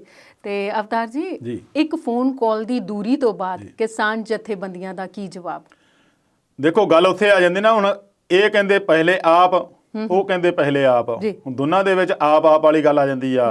ਪਰ ਜਿਹੜੀ ਪ੍ਰਧਾਨ ਮੰਤਰੀ ਵੱਲੋਂ ਕਹਿਣਾ ਵੀ ਇੱਕ ਫੋਨ ਕਾਲ ਦੀ ਦੂਰੀ ਤੇ ਆ, ਉਹਦੇ ਵਿੱਚ ਵੀ ਸਵਾਲ ਖੜੇ ਕਰਦਾ ਵੀ ਤੁਸੀਂ ਆਪ ਹੀ ਕਰ ਲਓ। ਕਿਉਂਕਿ ਕਾਨੂੰਨ ਤੁਸੀਂ ਬਣਾਏ ਆ, ਕਿਸਾਨਾਂ ਨੇ ਤਾਂ ਕਿਹਾ ਨਹੀਂ ਸੀ ਬਣਾਉਣ ਨੂੰ। ਤੁਹਾਡੀ ਪਤਾ ਨਹੀਂ ਕੀ ਮਜਬੂਰੀ ਹੋਊਗੀ, ਕੀ ਤੁਸੀਂ ਇਹੋ ਜਿਹਾ ਤੁਹਾਡੇ ਵਾਸੋਂ ਬਾਹਰ ਹੋ ਗਿਆ ਸੀ ਜਿਹੜਾ ਇਹੋ ਜਿਹੇ ਕਾਨੂੰਨ ਬਣਾਉਣੇ ਪਏ ਆ। ਤਾਂ ਹੁਣ ਜਦੋਂ ਤੁਹਾਡੇ ਕਾਨੂੰਨ ਤੇ ਇੰਨੇ ਸਵਾਲ ਉੱਠ ਰਹੇ ਆ, ਇਕੱਲੇ ਪੰਜਾਬ 'ਚ ਨਹੀਂ ਰਹਿ ਗਏ, ਹੁਣ ਤਾਂ ਪੂਰਾ ਦੇਸ਼ ਹੀ ਉਠਾਉਣ ਲੱਗ ਪਿਆ। ਤੇ ਉਹਦੇ ਲਈ ਤੁਹਾਨੂੰ ਹੀ ਪਹਿਲ ਅੱਗੇ ਵੀ ਕਰਨੀ ਪਈ ਸੀ ਤੇ ਹੁਣ ਵੀ ਕਰਨੀ ਪੈਣੀ ਆ। ਤੇ ਕਾਲ ਉਸ ਵੇਲੇ ਕਰ ਦਿੰਦੇ, ਪਰ ਕਾਲ ਦੀ ਵੀ ਲੋੜ ਕੀ ਆ, ਮੈਨੂੰ ਤਾਂ ਇਹ ਸਮਝ ਨਹੀਂ ਲੱਗਦੀ। ਕਿਉਂਕਿ ਤੁਸੀਂ ਫੋਨ ਕਾਲ ਕਰਕੇ ਥੋੜੀ ਕਾਨੂੰਨ ਬਣਾਏ ਸੀਗੇ। ਜਦੋਂ ਕਾਨੂੰਨ ਬਣਾਏ ਸੀਗੇ ਤੁਸੀਂ ਕਿਸੇ ਕਿਸਾਨ ਨੂੰ ਫੋਨ ਕੀਤਾ ਸੀਗਾ ਵੀ ਅਸੀਂ ਭਾਈ ਆ ਕਾਨੂੰਨ ਬਣਾਉਣ ਲੱਗੇ ਆ, ਤੁਹਾਡਾ ਕੀ ਵਿਚਾਰ ਆ? ਤਾਂ ਹੁਣ ਵੀ ਫੋਨ ਕਾਲ ਕਰਨ ਦੀ ਲੋੜ ਕੀ ਆ? ਸਿੱਧਾ ਐਲਾਨ ਕਰਦੇ, ਲਓ ਜੀ ਅਸੀਂ ਕਾਨੂੰਨ ਵਾਪਸ ਰੱਦ ਕੀਤੇ ਜੀ, ਕੈਬਨਿਟ ਮੀਟਿੰਗ ਸਾਦੇ ਆ, ਸੈਸ਼ਨ ਆ ਰਿਹਾ, ਨਵਾਂ ਸੈਸ਼ਨ ਸ਼ੁਰੂ ਹੋਇਆ ਅਗਲੇ ਦਿਨ ਲਿਆ ਜਾ ਕੇ ਪਹਿਲੇ ਦਿਨ ਹੀ ਬਿੱਲ ਪੇਸ਼ ਕਰ ਦਿੰਦੇ ਆ। ਜਦੋਂ ਤੁਸੀਂ ਸੈਸ਼ਨ ਸ਼ੁਰੂਆਤ ਦੇ ਪਹਿਲੇ ਦਿਨ ਹੀ ਇਹ ਕਾਨੂੰਨ ਪਾਸ ਕਰਨ ਲਈ ਦਿਨ ਬਿੱਲ ਜਿਹੜੇ ਆ ਉਹ ਸ਼ੁਰੂਆਤ ਪਹਿਲੇ ਦਿਨ ਹੀ ਔਰ ਪਹਿਲੇ ਟਾਈਮ 'ਚ ਹੀ ਰੱਖਣ ਨੂੰ ਤਿਆਰ ਸੀਗੇ ਤੇ ਇਹਦੇ ਲਈ ਪਹਿਲ ਕਦਮੀ ਕਿਉਂ ਨਹੀਂ ਕਰਦੇ? ਇਹਦੇ 'ਚ ਇਹ ਗੱਲ ਸਾਬਤ ਹੁੰਦੀ ਆ ਸਰਕਾਰ ਦੀ ਨੀਅਤ ਔਰ ਨੀਤੀ ਹਜੇ ਵੀ ਸਾਫ਼ ਨਹੀਂ ਹੈਗੀ। ਕਹਿੰਦੀ ਜ਼ਰੂਰ ਆ, ਦੇਖੋ ਇੱਕ ਦਿਨ ਤਾਂ ਉਹਨਾਂ ਨੇ ਕਹਿਤਾ ਵੀ ਮੈਂ ਫੋਨ ਕਾਲ ਦੀ ਦੂਰੀ ਤੇ ਆ, ਦੂਸਰੇ ਦਿਨ ਉਹਨਾਂ ਨੇ ਮਨ ਕੀ ਬਾਤ 'ਚ ਫੇਰ ਕਹਿੰਦੇ ਅਸੀਂ ਖੇਤੀ ਸੁਧਾਰਾਂ ਤੇ ਅਹਿਦ ਕਰਦੇ ਆ ਜੀ। ਉਹਨਾਂ ਨੇ ਫੇਰ ਦੁਹਰਾਇਆ ਤੇ ਖੇਤੀ ਸੁਧਾਰ ਤਾਂ ਜਾਰੀ ਰਹਿਣਗੇ। ਤੁਹਾਨੂੰ ਕੌਣ ਕਹਿੰਦਾ ਨਾ ਕਰੋ ਖੇਤੀ ਸੁਧਾਰ? ਤੁਹਾਡੇ ਕੋਲ ਐਡਾ ਵੱਡਾ ਮੈਂਡੇਟ ਆ, ਤੁਹਾਨੂੰ ਕੋਈ ਰੋਕ ਹੀ ਨਹੀਂ ਸਕਦਾ ਕਿਉਂਕਿ ਸਾਰੀਆਂ ਵੋਟਾਂ ਤੁਹਾਡੇ ਹੱਥ 'ਚ, ਸਾਰੀਆਂ ਸੀਟਾਂ ਤੁਹਾਡੇ ਹੱਥ 'ਚ, ਸਰਕਾਰ ਦੀ ਪੂਰੀ ਤਰ੍ਹਾਂ ਐਨ ਕਬਜ਼ਾ ਆ। ਤੁਹਾਨੂੰ ਕਿਸੇ ਨੇ ਕਿਹਨੇ ਰੋਕਣਾ? ਤੁਸੀਂ ਜਿੱਦਾਂ ਮਰਜ਼ੀ ਸੁਧਾਰ ਕਰੋ, ਪਰ ਸੁਧਾਰ ਉਸ ਤਰੀਕੇ ਨਾਲ ਕਰੋ ਨਾ ਜਿਹੜਾ ਕਿਸੇ ਨੂੰ ਫਾਇਦਾ ਵੀ ਹੋਵੇ। ਤੁਸੀਂ ਆਪਦੇ ਤੌਰ ਤੇ ਕਹਿੰਦੇ ਫਾਇਦਾ ਦਿੰਦੇ ਆ, ਜਿਹਨੂੰ ਦਿੰਦੇ ਆ ਉਹ ਤਾਂ ਕਹਿੰਦਾ ਮੰਨਦਾ ਹੀ ਨਹੀਂ ਵੀ ਮੈਨੂੰ ਫਾਇਦਾ ਹੋਣਾ ਆ, ਤਾਂ ਫਿਰ ਉਹਦੇ ਸੁਧਾਰਾਂ ਦਾ ਕੀ ਫਾਇਦਾ ਹੋਊਗਾ? ਵੈਸੇ ਟਕੈਤ ਜੀ ਨੇ ਇੱਕ ਬੜੀ ਖਾਸ ਗੱਲ ਕਹੀ ਹੈ ਵੀ ਸਰਕਾਰ ਸਾਨੂੰ ਦੱਸੇ ਤਾਂ ਸਹੀ ਕਿ ਉਹਦੀ ਮਜਬੂਰੀ ਕੀ ਹੈ। ਅਸੀਂ ਦੇਸ਼ ਦਾ ਸਨਮਾਨ ਘਟਣ ਨਹੀਂ ਦੇਵਾਂਗੇ ਦੁਨੀਆ ਦੇ ਸਾਹਮਣੇ। ਤੇ ਟਕੈਤ ਦਾ ਇਹ ਬਿਆਨ ਕਿਹੜੀ ਮਜਬੂਰੀ ਨੂੰ ਸਾਹਮਣੇ ਲਿਆਉਂਦਾ ਹੈ? ਜੀ ਬਿਲਕੁਲ। ਪਹਿਲਾਂ ਮੈਂ ਤੁਹਾਡੇ ਪਿਛਲੇ ਸਵਾਲ ਦਾ ਵੀ ਹਜੇ ਜਵਾਬ ਦੇਣਾ ਸੀਗਾ ਵੀ ਕਿਸਾਨਾਂ ਦਾ ਕੀ ਰੋਕਿਆ। ਉਹਨਾਂ ਦੇ ਵੀ ਮੀਟਿੰਗ ਚੱਲੀ ਆ ਔਰ ਉਹਨਾਂ ਨੇ ਵੀ ਜਿਹੜੀ ਪ੍ਰਧਾਨ ਮੰਤਰੀ ਦੀ ਦੁਬਾਰਾ ਪੇਸ਼ਕਸ਼ ਆ ਵੀ ਅਸੀਂ ਉਸ ਤਜਵੀਜ਼ ਤੇ ਅਜੇ ਵੀ ਖੜੇ ਆ, ਉਹ ਉਹਨਾਂ ਨੇ ਰੱਦ ਕਰਤੀ ਆ। ਕਾਰਨ ਹੁਣ ਉਹਨਾਂ ਦਾ ਇਹ ਬਣਿਆ ਵੀ ਇੱਕ ਪਾਸੇ ਤਜਵੀਜ਼ ਗੱਲਬਾਤ ਇਹ ਗੱਲਾਂ ਕਰਦੇ ਆ, ਦੂਜੇ ਪਾਸੇ ਸਾਡੇ ਤੇ ਸੋ ਕਾਲਡ ਬੰਦੇ ਲਿਆ ਕੇ ਤੇ ਹਮਲੇ ਕਰਵਾਉਂਦੇ ਆ, ਗ੍ਰਿਫਤਾਰੀਆਂ ਕਰਦੇ ਆ, ਕੇਸ ਪਾਉਂਦੇ ਆ, ਡਰਾਉਂਦੇ ਆ। ਪੁਲਿਸ ਫੋਰਸ ਇੰਨੀ ਲਿਆ ਕੇ ਬਿਠਾ ਦਿੱਤੀ ਉੱਥੇ ਦਹਿਸ਼ਤ ਪਾਉਣ ਲਈ, ਇੰਟਰਨੈਟ ਬੰਦ ਕਰ ਦਿੱਤਾ। ਸੋ ਇਹ ਗੱਲਾਂ ਨਾਲ ਦੀ ਨਾਲ ਨਹੀਂ ਚੱਲਣੀਆਂ। ਇਸ ਕਰਕੇ ਕਿਸਾਨ ਜਥੇਬੰਦੀਆਂ ਦੀ ਜੋ ਮੀਟਿੰਗ ਹੋਈ ਆ ਸੰਯੁਕਤ ਕਿਸਾਨ ਮੋਰਚੇ ਦੀ, ਉਹ ਬੀਤੀ ਦੇਰ ਰਾਤ ਉਹਨਾਂ ਨੇ ਕੀਤੀ ਆ ਪ੍ਰੈਸ ਕਾਨਫਰੰਸ। ਉਹਦੇ ਵਿੱਚ ਇਹ ਤਜਵੀਜ਼ਾਂ ਬਿਲਕੁਲ ਰੱਦ ਕਰਤੀਆਂ। ਨਾਲ ਦੀ ਨਾਲ ਤੁਹਾਡੀ ਗੱਲ ਤੇ ਆਉਣਾ ਵੀ ਟਕੈਤ ਸਾਹਿਬ ਨੇ ਕੀ ਕਿਹਾ। ਉਹ ਕਹਿੰਦੇ ਆ ਵੀ ਅਸੀਂ ਦਬਾਅ ਦੇ ਹੇਠ ਗੱਲਬਾਤ ਨਹੀਂ ਕਰ ਸਕਦੇ। ਬਿਲਕੁਲ। ਹਾਲਾਂਕਿ ਉਹਨਾਂ ਨੇ ਕਿਹਾ ਸੀ ਵੀ ਗੱਲਬਾਤ ਹੀ ਇਸ ਮਸਲੇ ਦਾ ਹੱਲ ਆ, ਗੱਲਬਾਤ ਨੂੰ ਅਸੀਂ ਕਦੇ ਭੱਜੇ ਨਹੀਂ, ਹੁਣ ਵੀ ਤਿਆਰ ਆ। ਜਦੋਂ ਸੱਦੂਗੀ ਸਰਕਾਰ ਜਾਵਾਂਗੇ। ਔਰ ਉਹਨੂੰ ਪੁੱਛਿਆ ਗਿਆ ਸੀ ਵੀ ਗੱਲਬਾਤ ਤੋਂ ਉਮੀਦ, ਕਹਿੰਦੇ ਉਮੀਦਾਂ ਹਮੇਸ਼ਾ ਹੀ ਹੁੰਦੀਆਂ ਆ, ਉਮੀਦ ਤੋਂ ਬਿਨਾਂ ਗੱਲ ਬਣਦੀ ਨਹੀਂ। ਸੋ ਹੁਣ ਵੀ ਉਮੀਦ ਸੀਗੀ, ਪਰ ਜਿਹੜੀ ਗੱਲ ਇਹਨਾਂ ਨੇ ਹੁਣ ਇੱਕ ਅਤਿਆਚਾਰ ਦੀ, ਦਮਨਕਾਰੀ ਦੀ ਜਿਹੜੀ ਨੀਤੀ ਅਪਣਾਈ ਹੋਈ ਆ, ਉਹਦੇ ਕਰਕੇ ਕਿਸਾਨਾਂ ਨੇ ਫਿਲਹਾਲ ਆਪਣਾ ਜਿਹੜਾ ਪੈਰ ਪਿੱਛੇ ਰੱਖਿਆ ਆ। ਉਹ ਇਸ ਵੇਲੇ ਪੂਰੀ ਤਰ੍ਹਾਂ ਇਸ ਕਰਕੇ ਹਾਵੀ ਆ ਕਿਉਂਕਿ ਟਕੈਤ ਜਿਹੜਾ ਆ ਉਹ ਐਡਾ ਕੁ ਵੱਡਾ ਹੀਰੋ ਬਣ ਕੇ ਕਿਸਾਨਾਂ ਦਾ ਨਿਕਲਿਆ ਵੀ ਉਹ ਹੁਣ, ਪਹਿਲਾਂ ਤਾਂ ਇਹਨਾਂ ਨੂੰ ਪੰਜਾਬ ਸੀਗਾ ਨਾ ਵੀ 13 ਸੀਟਾਂ ਲੋਕ ਸਭਾ ਦੀਆਂ, ਸਾਨੂੰ ਕੋਈ ਫਰਕ ਨਹੀਂ ਪੈਣ ਲੱਗਾ, ਪਰ ਹੁਣ ਗੱਲ ਆ ਗਈ ਉੱਥੇ 80 ਸੀਟਾਂ ਦੀ। ਹੁਣ ਜਦੋਂ ਯੂਪੀ ਦੀਆਂ 80 ਸੀਟਾਂ ਦੀ ਗੱਲ ਆ ਗਈ ਤਾਂ ਐਵੇਂ ਨਹੀਂ ਪ੍ਰਧਾਨ ਮੰਤਰੀ ਨੂੰ ਚੁੱਪੀ ਤੋੜਨੀ ਪਈ। ਇਹ ਗੱਲਾਂ ਉਹਨਾਂ ਨੂੰ ਮਜਬੂਰ ਕੀਤੀਆਂ ਚੁੱਪੀ ਤੋੜ ਲੈ ਲਈ। ਨਹੀਂ ਤਾਂ ਹਮੇਸ਼ਾ ਜਦੋਂ ਵੀ ਤੁਸੀਂ ਦੇਖੋ ਪ੍ਰਧਾਨ ਮੰਤਰੀ ਸਾਹਿਬ ਇਹ ਕਹਿੰਦੇ ਰਹੇ ਵੀ ਹਮਨੇ ਤੋਂ ਕਿਸਾਨੋਂ ਕੀ ਆਏ ਦੁਗਣੀ ਕਰਨੀ ਹੈ, हमने 2022 तक किसानों की आमदन इतनी दुगनी कर देनी है कि किसानों से पैसे साਂਭ नहीं होने। ਹੁਣ ਉਹ ਪਤਾ ਨਹੀਂ ਕਿੱਥੋਂ ਦੁਗਣੀ ਕਰਨੀ, ਕਿਵੇਂ ਕਰਨੀ ਆ। ਦੁਗਣੀ ਦਾ ਸਿਸਟਮ ਨਹੀਂ ਸਮਝ ਲੱਗਾ ਹਜੇ ਤੱਕ, ਨਾ ਹੀ ਉਹ ਸਮਝਾ ਸਕੇ ਤੇ ਨਾ ਹੀ ਸਾਡੇ ਵਿਚਾਰੇ ਕਿਸਾਨਾਂ ਨੂੰ ਪਤਾ ਲੱਗਾ ਵੀ ਦੁਗਣੀ ਹੋਣੀ ਤਾਂ ਹੋਈ ਕਿਵੇਂ ਆ। MSP ਤੁਸੀਂ ਨਹੀਂ ਦੇਣੀ, ਰੱਦ ਕਰ ਦੇਣੀ। ਜਿਹੜੀ MSP ਪਹਿਲਾਂ ਮਿਲਦੀ ਆ ਉਹ ਵੀ ਜਾਂਦੀ ਲੱਗੂ। ਨਵੀਂ ਕਾਰਪੋਰੇਟ ਆ ਜਾਣੇ ਆ, ਉਹਨੇ ਮਨਮਰਜ਼ੀ ਵਾਲੇ ਜੇ 200 ਰੁਪਏ ਦੀ ਚੀਜ਼ ਆ 100 ਦੀ ਖਰੀਦਣੀ ਤਾਂ ਦੁਗਣੀ ਦੀ ਬਜਾਏ ਤਾਂ ਅੱਧੋਂ ਦਾ ਵੀ ਘੱਟ ਰਹਿ ਜਾਣੀ ਆ। ਸੋ ਇਹ ਸਰਕਾਰ ਹੀ ਜਾਣਦੀ ਆ ਵੀ ਦੁਗਣੀ ਉਹ ਕਿਸ ਤਰੀਕੇ ਨਾਲ ਕਰਦੀ ਆ। ਉਹਨਾਂ ਕੋਲ ਕਿਹੋ ਜਿਹਾ ਇਹੋ ਜਿਹਾ ਫਾਰਮੂਲਾ ਆ ਜਿਹੜੇ ਕਰਕੇ ਜੇ ਦੁਗਣੀ ਕਰਨ ਨੂੰ ਕਹਿ ਰਹੇ ਆ। ਸੋ ਕਿਸਾਨਾਂ ਦੀ ਹਜੇ ਗੱਲਬਾਤ ਦੀ ਕੋਈ ਮਨਸ਼ਾ ਮੈਨੂੰ ਲੱਗਦਾ ਨਹੀਂ, ਕਿਉਂਕਿ ਉਹਨਾਂ ਨੂੰ ਇਹ ਆ ਵੀ ਸਾਡੇ ਜਿਹੜੇ ਜਿੰਨੇ ਲਾਪਤਾ ਹੋਏ ਆ ਨੌਜਵਾਨ ਚਾਹੇ ਕਿਸਾਨ, ਜਿੰਨੇ ਇਹਨਾਂ ਨੇ ਉਦਣ ਸਿੰਘੂ ਬਾਰਡਰ ਤੇ ਹੰਗਾਮਾ ਕਰਕੇ ਜੋ ਕੁੱਟਮਾਰ ਕੀਤੀ, ਪੱਥਰਬਾਜੀ ਪੁਲਿਸ ਦੇ ਸਾਹਮਣੇ ਹੋਈ ਆ, ਪੁਲਿਸ ਮੂਕ ਦਰਸ਼ਕ ਬਣ ਕੇ ਦੇਖਦੀ ਰਹੀ ਆ, ਉਹ ਸਾਰਾ ਕੁਝ ਉਹਨਾਂ ਨੇ ਇਸ ਮਸਲੇ ਨੂੰ ਲੈ ਕੇ ਕੀਤਾ ਆ। ਉਹਦੇ ਕਰਕੇ ਪਹਿਲਾਂ ਉਹਨਾਂ ਬੰਦਿਆਂ ਨੂੰ ਫੜੋ ਜਿਨ੍ਹਾਂ ਨੇ ਇਹ ਹਮਲਾ ਕਰਾਇਆ, ਜਿਨ੍ਹਾਂ ਦੇ ਹਮਲਾ ਕੀਤਾ, ਪਲੱਸ ਜਿਹੜੇ ਬੰਦੇ ਜ਼ਖਮੀ ਕੀਤੇ ਆ ਕਿੱਥੇ ਆ, ਸਾਡੇ ਬੰਦੇ ਲਾਲ ਕਿਲੇ ਵਾਲੇ ਕਿੱਥੇ ਆ, ਉਹਨਾਂ ਦੀ ਗ੍ਰਿਫਤਾਰੀ ਪਾਈ ਆ, ਕੀ ਕੀਤਾ। ਉਹਨਾਂ ਸਾਰਿਆਂ ਦੀ ਗੱਲਬਾਤ ਕਰਕੇ ਫਿਰ ਇਹ ਗੱਲਬਾਤ ਦਾ ਕੋਈ ਨਵਾਂ ਰਣਨੀਤੀ ਤਿਆਰ ਕਰਨਗੇ। ਟਕੈਤ ਵਾਲੀ ਗੱਲ ਜਿਹੜੀ ਆ ਉਹ ਠੀਕ ਆ, ਉਹਨਾਂ ਨੇ ਸਹੀ ਕਿਹਾ ਵੀ ਅਸੀਂ ਫਿਲਹਾਲ ਦਬਾਅ ਹੇਠ ਗੱਲਬਾਤ ਨਹੀਂ ਕਰ ਸਕਦੇ, ਸਾਡੇ ਬੰਦੇ ਪਹਿਲਾਂ ਰਿਹਾ ਕਰੋ ਜੀ। ਬੰਦਿਆਂ ਦੀ ਤਾਂ ਛੱਡ ਦਿਓ, ਪੱਤਰਕਾਰਾਂ ਨੂੰ ਵੀ ਗ੍ਰਿਫਤਾਰ ਕੀਤਾ ਗਿਆ। ਮੈਂ ਉਹੀ ਉਸੇ ਗੱਲ ਤੇ ਸੀਗਾ, ਦਮਨਕਾਰੀ ਨੀਤੀ ਤਾਂ ਫਿਰ ਸਾਰਿਆਂ ਤੇ ਚੱਲਦੀ ਹੁੰਦੀ ਨਾ। ਹੁਣ ਪੱਤਰਕਾਰਾਂ ਦੇ ਵਿੱਚ ਪਹਿਲਾਂ ਦੇਖੋ ਜਿਹੜੇ ਚਾਹੇ ਉਹ ਕਰਦੇ ਪਏ ਸੀਗੇ, ਲਾਲ ਕਿਲੇ ਦੀ ਰਿਪੋਰਟਿੰਗ ਦੇ ਵਿੱਚ ਆ ਗਿਆ ਵੀ ਉਹਨਾਂ ਨੇ ਜੀ ਗਲਤ ਤਰੀਕੇ ਨਾਲ ਪੇਸ਼ ਕੀਤਾ।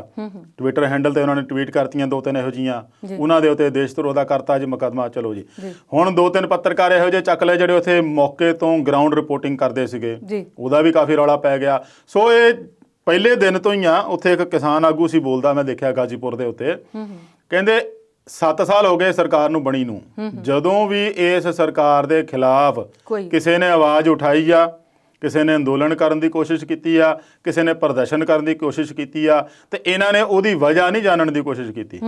ਇਹਨਾਂ ਨੇ ਇਸ ਕਾਰਨ ਨੂੰ ਨਹੀਂ ਲੱਭਿਆ ਵੀ ਇਹ ਸਾਡੇ ਖਿਲਾਫ ਕਿਉਂ ਹੋ ਰਿਹਾ। ਇਹਨੇ ਸਮਾਂ ਕਿ ਸਰਕਾਰ ਨੇ ਉਹਨੂੰ ਦਬਾਉਣ ਦੀ ਕੋਸ਼ਿਸ਼ ਕੀਤੀ ਔਰ ਦਬਾ ਕੇ ਹੀ ਸਾਹ ਲਿਆ। ਵੈਸੇ ਜਿਸ ਚੀਜ਼ ਨੂੰ ਆਪਾਂ ਦਬਾਉਨੇ ਆ ਨਾ ਉਹ ਜ਼ਿਆਦਾ ਉਛਲ ਕੇ ਬਾਹਰ ਆਉਂਦੀ ਹੈ। ਇਹ ਹੁਣੇ ਹੀ ਸਾਬਤ ਹੋਇਆ ਨਾ। ਪਹਿਲਾਂ ਤਾਂ ਇਹਨਾਂ ਤੋਂ ਸਾਰੇ ਦੱਬ ਗਏ ਸੀਗੇ। ਜੇ ਸੀਏ ਮਾਮਲੇ 'ਚ ਦੇਖਿਆ ਤਾਂ ਉਹ ਵੀ ਦੱਬ ਗਏ ਸੀ, ਐਨਪੀਆਰ ਦੇ ਮਾਮਲੇ 'ਚ ਦੇਖੋ ਉਹ ਵੀ ਦੱਬ ਗਏ ਸੀ। ਇਹਨਾਂ ਨੂੰ ਸੀਗਾ ਵੀ ਇਹ ਵੀ ਦੱਬ ਜਾਣਗੇ, ਪਰ ਜਦੋਂ ਇੱਕ ਰਾਤ ਵਿੱਚ ਹੀ ਇੱਕ ਹੰਝੂ ਨੇ, ਹੰਝੂ ਤਾਂ ਉਹਦੇ ਬਹੁਤ ਕਿਰੇ ਵਿਚਾਰੇ ਦੇ, ਪਰ ਹੰਝੂ ਦਾ ਇੱਕ ਟਪਕਾ ਜਿਹੜਾ ਨਾ ਉਹ ਕਿਸਾਨਾਂ ਦੀ ਪੂਰੀ ਜ਼ਮੀਨ ਨੂੰ ਸਿੰਜ ਗਿਆ। ਉਸ ਹੰਝੂ ਨੇ ਇੰਨੀ ਕਰਾਮਾਤ ਕੀਤੀ ਆ ਵੀ ਰਾਤੋਂ ਰਾਤ ਜਿਹੜਾ ਨਾ ਸੁੱਤਾ ਪਿਆ ਹਰਿਆਣਾ ਦਾ ਯੂਪੀ ਜਾਗ ਪਿਆ ਤੇ ਪੰਜਾਬ ਦੇ ਨਾਲ ਪਹਿਲਾਂ ਜਾਗਿਆ ਹੋਇਆ ਸੀਗਾ। ਮੈਂ ਬੜੀ ਵਧੀਆ ਗੱਲ ਉਹ ਚੜੂਨੀ ਆਪਣੇ ਗੁਰਨਾਮ ਸਿੰਘ ਚੜੂਨੀ ਹੋਣੀ ਹਰਿਆਣੇ ਵਾਲੇ ਆ, ਬਹੁਤ ਵਧੀਆ ਗੱਲ ਉਹਨਾਂ ਨੇ ਕਹੀ। ਕਹਿੰਦੇ ਹਰਿਆਣੇ ਵਾਲੇ ਪਹਿਲੇ ਤੋਂ ਜਾਗਤੇ ਨਹੀਂ, ਅਗਰ ਜਾਗ ਜਾਏ ਤਾਂ ਫਿਰ ਸੋਤੇ ਨਹੀਂ। ਇਸ ਵੇਲੇ ਅਸੀਂ ਜਾਗਦੇ ਰਹਿਣਾ। ਪ੍ਰੋਗਰਾਮ ਵਿਚਾਰ ਚਰਚਾ 'ਚ ਇਸੇ ਮੁੱਦੇ ਤੇ ਗੱਲਬਾਤ ਕਰਾਂਗੇ, ਪਰ ਇਸ ਵੇਲੇ ਲੈਂਦੇ ਹਾਂ ਬ੍ਰੇਕ।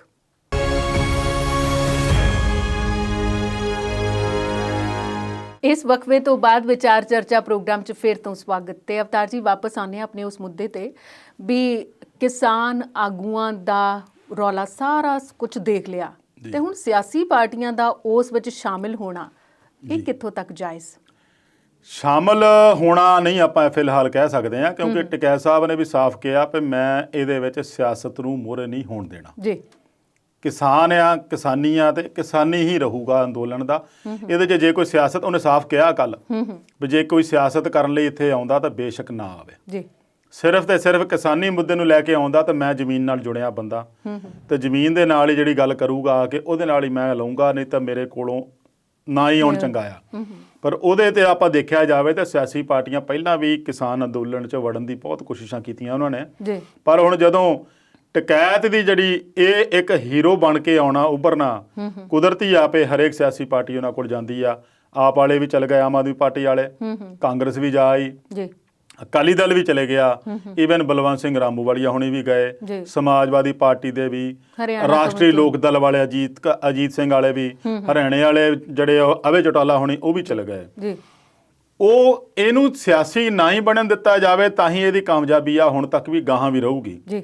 ਸੋ ਟਕੈਤ ਸਾਹਿਬ ਦੀ ਠੀਕ ਆ, ਉਹਨਾਂ ਦੀ ਜਿਹੜੀ ਉਹ ਬਹੁਤ ਵੱਡੇ ਨਾਇਕ ਵਜੋਂ ਉੱਭਰਿਆ ਤਾਂ ਉੱਥੇ ਜਾਣਾ ਹਰ ਕੋਈ ਲੋਚਦਾ ਆ, ਪਰ ਇਹਦੇ ਵਿੱਚ ਹੁਣ ਸਿਆਸੀ ਮੰਚ ਵੀ ਜਿਹੜਾ ਨਾ, ਜੇ ਆਪਾਂ ਦੇਖੀਏ ਸੰਸਦ ਦੇ ਵਿੱਚ ਵੀ ਜਿੱਦਣ ਰਾਸ਼ਟਰਪਤੀ ਦਾ ਭਾਸ਼ਣ ਸੀਗਾ ਤਾਂ ਉੱਥੇ 18-19 ਪਾਰਟੀਆਂ ਨੇ ਉਸ ਭਾਸ਼ਣ ਦਾ ਬਾਈਕਾਟ ਕੀਤਾ ਔਰ ਬਾਹਰ ਤਖਤੀਆਂ ਲੈ ਕੇ ਉਹਦਾ ਪ੍ਰਦਰਸ਼ਨ ਵੀ ਕੀਤਾ, ਵਿਖਾਵਾ ਵੀ ਕੀਤਾ। ਉਹ 18 ਪਾਰਟੀਆਂ ਹੁਣ ਤਕਰੀਬਨ ਇੱਕ ਗੱਲ ਤਾਂ ਸਾਫ਼ ਹੋ ਗਈ ਨਾ ਵੀ ਉਹ ਕਿਸਾਨਾਂ ਦੇ ਹੱਕ 'ਚ ਨਿੱਤਰ ਆਈਆਂ। ਅੱਗੇ ਕਿੱਥੋਂ ਤੱਕ ਜਾਂਦੀਆਂ ਉਹ ਬਾਅਦ ਦੀ ਗੱਲ ਆ। ਫਿਲਹਾਲ ਉਹਨਾਂ ਨੇ ਆਪਣਾ ਜਿਹੜਾ ਕਿਸਾਨ ਦੇ ਨਾਲ ਹਮਾਇਤ ਦਾ ਪ੍ਰਗਟਾਵਾ ਕੀਤਾ ਹੋਇਆ ਆ, ਕਰਦੇ ਰਹਿਣਗੇ। ਅਗਲੇ ਦਿਨਾਂ ਦੇ ਵਿੱਚ ਫਿਰ ਸੰਸਦ ਜੁੜਨੀ ਆ, ਬਜਟ ਵੀ ਪੇਸ਼ ਹੋਣਾ ਆ, ਤੇ ਉਹਦੇ ਵਿੱਚ ਵੀ ਇਹਨਾਂ ਦੀ ਜਿਹੜੀ ਇਹ ਵਿਰੋਧੀ ਪਾਰਟੀਆਂ ਦਾ ਕੀ ਰੋਲ ਰਹੂਗਾ ਉਹ ਬੜੀ ਅਹਿਮ ਗੱਲ ਹੋਊਗੀ ਤੇ ਉਹ ਭੂਮਿਕਾ ਕਿੱਦਾਂ ਦੀ ਨਿਭਾਉਂਦੇ ਆ। ਸਿਆਸੀ ਪਾਰਟੀਆਂ ਜ਼ਰੂਰ ਉੱਧਰ ਜਾਣ ਲੱਗੀਆਂ ਆ, ਉਹਨਾਂ ਦੇ ਵਿੱਚ ਉੱਥੇ ਜਾ ਕੇ ਉਹਨੂੰ ਸਨਮਾਨਿਤ ਵੀ ਕਰ ਰਹੀਆਂ ਆ, ਪਰ ਉਹਦੇ ਵਿੱਚ ਜੇ ਆਪਾਂ ਆਪਣੀ ਕਿਸਾਨ ਜਥੇਬੰਦੀਆਂ ਪੰਜਾਬ ਦੀ ਗੱਲ ਕਰੀਏ ਤਾਂ ਉਹ ਹਜੇ ਵੀ ਸਿਆਸਤ ਤੋਂ ਦੂਰ ਆ, ਉਹਨਾਂ ਦੇ ਨਾਲ ਕੋਈ ਵੀ ਨੇੜੇ ਫਟਕਣ ਨਹੀਂ ਦਿੰਦਾ। ਜਾਂਦੇ ਜ਼ਰੂਰ ਆ, ਉੱਥੇ ਜਾਂਦੇ ਜ਼ਰੂਰ ਆ, ਪਰ ਉਹ ਉੱਥੇ ਸਟੇਜ ਤੇ ਉਹਨਾਂ ਨੂੰ ਸਾਂਝੀ ਨਹੀਂ ਕਰਨ ਦਿੰਦੇ। ਹੇਠਾਂ ਜਿੱਥੇ ਕਿਸਾਨ ਬੈਠੇ ਹੁੰਦੇ ਉਹਨਾਂ 'ਚ ਬਹਿ ਕੇ ਆ ਜਾਂਦੇ ਆ। ਬਲਬੀਰ ਸਿੰਘ ਰਾਜੇਵਾਲ ਨੂੰ ਜਦੋਂ ਪੁੱਛਿਆ ਗਿਆ, ਚੰਡੀਗੜ੍ਹ ਪ੍ਰੈਸ ਕਾਨਫਰੰਸ ਕੀਤੀ ਸੀਗੀ, ਉੱਥੇ ਉਹਨਾਂ ਨੂੰ ਪੁੱਛਿਆ ਗਿਆ ਵੀ ਟਕੈਤ ਸਾਹਿਬ ਦੇ ਕੋਲ ਸਿਆਸੀ ਪਾਰਟੀਆਂ ਆਉਣ ਲੱਗ ਪਈਆਂ, ਤੁਸੀਂ ਇਹਦੇ ਬਾਰੇ ਕੀ ਕਹਿਣਾ ਚਾਹੋਗੇ? ਤੇ ਉਹ ਉਹਨਾਂ ਨੇ ਸਾਫ਼ ਕਿਹਾ ਸੀਗਾ ਵੀ ਅਸੀਂ ਵੀ ਉਹਨਾਂ ਨੂੰ ਮਨਾ ਤਾਂ ਨਹੀਂ ਕਰਦੇ ਆਉਣ, ਪਰ ਅਸੀਂ ਉਸ ਪਾਰਟੀ ਦੇ ਝੰਡੇ ਹੇਠ, ਉਸ ਪਾਰਟੀ ਦੇ ਨਾਂ ਨਾਲ ਕੋਈ ਨਹੀਂ ਅਸੀਂ ਕੰਮ ਲੈਣਾ। ਸਾਨੂੰ ਚਾਹੀਦਾ ਆਪਣੀ ਸਿਆਸਤ ਚਮਕਾਉਣ ਲਈ ਨਾ ਆਉਣ, ਸਾਡੇ ਕਿਸਾਨੀ ਝੰਡੇ ਹੇਠ ਆਉਣ, ਸਵਾਗਤ ਹੈ ਉਹਨਾਂ ਦਾ, ਜੀ ਆਇਆਂ ਨੂੰ। ਪਰ ਜੇ ਉਹ ਰੱਖਣਗੇ ਵੀ ਸਾਡੀ ਪਾਰਟੀ ਮੋਹਰੇ ਆ ਜਾਂ ਸਿਆਸਤ ਮੋਹਰੇ ਆ, ਉਹ ਅਸੀਂ ਨਹੀਂ ਚੱਲਣ ਦੇਣੀ। ਨਹੀਂ ਤਾਂ ਵੀ ਵਾਕਈ ਗੱਲ ਠੀਕ ਆ, ਸਿਆਸਤ ਦੂਰ ਸੀਗੀ ਕਰਕੇ ਸਰਕਾਰ ਨੂੰ ਵੀ ਡਰ ਸੀਗਾ ਵੀ ਹਾਂ ਵੀ ਕਿਸਾਨ ਨਿਰੋਲ ਅੰਦੋਲਨ ਚੱਲ ਰਿਹਾ। ਜੇ ਸਿਆਸਤ ਵਿੱਚ ਭਾਰੂ ਹੋ ਜਾਂਦੀ ਤਾਂ ਫਿਰ ਪਤਾ ਨਹੀਂ ਕੀ ਕੁਝ ਹੋ ਜਾਣਾ ਸੀਗਾ। ਸੋ ਇਹ ਸਿਆਸੀ ਪਾਰਟੀਆਂ ਹੁਣ ਦਖਲ ਵਿੱਚ ਦੇ ਰਹੀਆਂ ਜੀ। ਤੇ ਹੁਣ ਪੰਜਾਬ ਵੱਲ ਆਈਏ ਤਾਂ ਪੰਜਾਬ ਦੇ ਮੁੱਖ ਮੰਤਰੀ ਨੇ ਕਿਹਾ ਕਿ ਆਪਾਂ 2 ਫਰਵਰੀ ਨੂੰ ਬੈਠਕ ਕਰਨੀ, ਸਰਬ ਪਾਰਟੀ ਬੈਠਕ ਸੱਦੀ ਹੈ। ਇਸ ਬੈਠਕ ਕਰਨ ਨਾਲ ਕੋਈ ਫਾਇਦਾ ਵੀ ਹੋਣਾ ਹੈ ਕਿ ਨਹੀਂ? ਦੇਖੋ, ਫਾਇਦਾ ਹੋਵੇ ਜਾਂ ਨਾ ਹੋਵੇ ਉਹ ਬਾਅਦ ਦੀ ਗੱਲ ਹੈ, ਪਰ ਉਹਨਾਂ ਨੇ ਕਿਸਾਨੀ ਅੰਦੋਲਨ ਨੂੰ ਰਹਿ ਕੇ ਇੱਕ ਆਮ ਰਾਏ ਬਣਾਉਣੀ ਆ ਜੀ, ਜਿਹਦੇ ਲਈ ਉਹ ਪਹਿਲ ਕਰ ਰਹੇ ਆ, ਕਿਉਂਕਿ ਉਹ ਜਿਹੜਾ ਘਟਨਾਕ੍ਰਮ ਬਹੁਤ ਤੇਜ਼ੀ ਨਾਲ ਬਦਲਿਆ। 26 ਤਰੀਕ ਤੋਂ ਬਾਅਦ ਦੇ ਜਿਹੜੇ ਘਟਨਾਕ੍ਰਮ ਆ ਉਹ ਬਹੁਤ ਤੇਜ਼ੀ ਨਾਲ ਬਦਲੇ ਆ। ਉਹਨਾਂ ਦੇ ਕਈ ਤਰ੍ਹਾਂ ਦੇ ਹਾਲਾਤ ਪੈਦਾ ਹੋਣ ਦੇ ਚਰਚਾ ਸ਼ੁਰੂ ਹੋ ਗਈ ਸੀਗੀ। ਕੇਵਲ ਪੰਜਾਬ 'ਚ ਨਹੀਂ, ਦੇਸ਼ ਪੱਧਰ ਤੇ ਵੀ ਇਸ ਗੱਲ ਦਾ ਬਹੁਤ ਖਦਸ਼ਾ ਪੈਦਾ ਹੋ ਗਿਆ ਸੀ ਵੀ ਹੁਣ ਹਾਲਾਤ ਕਿੱਧਰ ਨੂੰ ਜਾ ਰਹੇ ਤੇ ਕੀ ਬਣਨਾ ਤੇ ਕੀ ਨਹੀਂ ਬਣਨਾ। ਸਾਰਿਆਂ ਦੇ ਮਨਾਂ 'ਚ ਖਦਸ਼ਾ ਸੀਗਾ। ਉਸ ਗੱਲ ਨੂੰ ਲੈ ਕੇ ਮੁੱਖ ਮੰਤਰੀ ਕੈਪਟਨ ਅਮਰਿੰਦਰ ਸਿੰਘ ਨੇ ਸਾਰੀਆਂ ਪਾਰਟੀਆਂ ਨੂੰ ਸੱਦਿਆ ਹੋਇਆ 2 ਤਰੀਕ ਨੂੰ ਵੀ ਉਹਨਾਂ ਦੇ ਵਿੱਚ ਇੱਕ ਆਮ ਰਾਏ ਬਣਾਈ ਜਾਵੇ, ਆਮ ਸਹਿਮਤੀ ਬਣਾਈ ਜਾਵੇ ਵੀ ਹੁਣ ਕਿਸਾਨ ਅੰਦੋਲਨ ਦੇ ਬਾਰੇ ਰਣਨੀਤੀ ਕੀ ਹੋਵੇ, ਕੀ ਅਖਤਿਆਰ ਕੀਤੀ ਜਾਵੇ। ਨਾਲ ਦੀ ਨਾਲ ਉਹਨਾਂ ਨੇ ਇਹ ਵੀ ਆ ਵੀ ਜਿਹੜਾ ਵਿਧਾਨ ਸਭਾ ਦੇ ਵਿੱਚ ਇਹ 3 ਖੇਤੀ ਕਾਨੂੰਨ ਰੱਦ ਕਰਨ ਲਈ ਬਿੱਲ ਪਾਸ ਕੀਤੇ ਸੀਗੇ ਉਹ ਰਾਜਪਾਲ ਦੇ ਕੋਲ ਹਜੇ ਵੀ ਪੈਂਡਿੰਗ ਆ, ਪੰਜਾਬ ਦੇ ਰਾਜਪਾਲ ਕੋਲ। ਉਹ ਨਾ ਤਾਂ ਵਾਪਸ ਭੇਜੇ ਆ ਤੇ ਨਾ ਹੀ ਰਾਸ਼ਟਰਪਤੀ ਕੋਲ ਗਾਹਾਂ ਭੇਜੇ ਆ ਤੇ ਨਾ ਹੀ ਪ੍ਰਵਾਨ ਕੀਤੇ ਆ।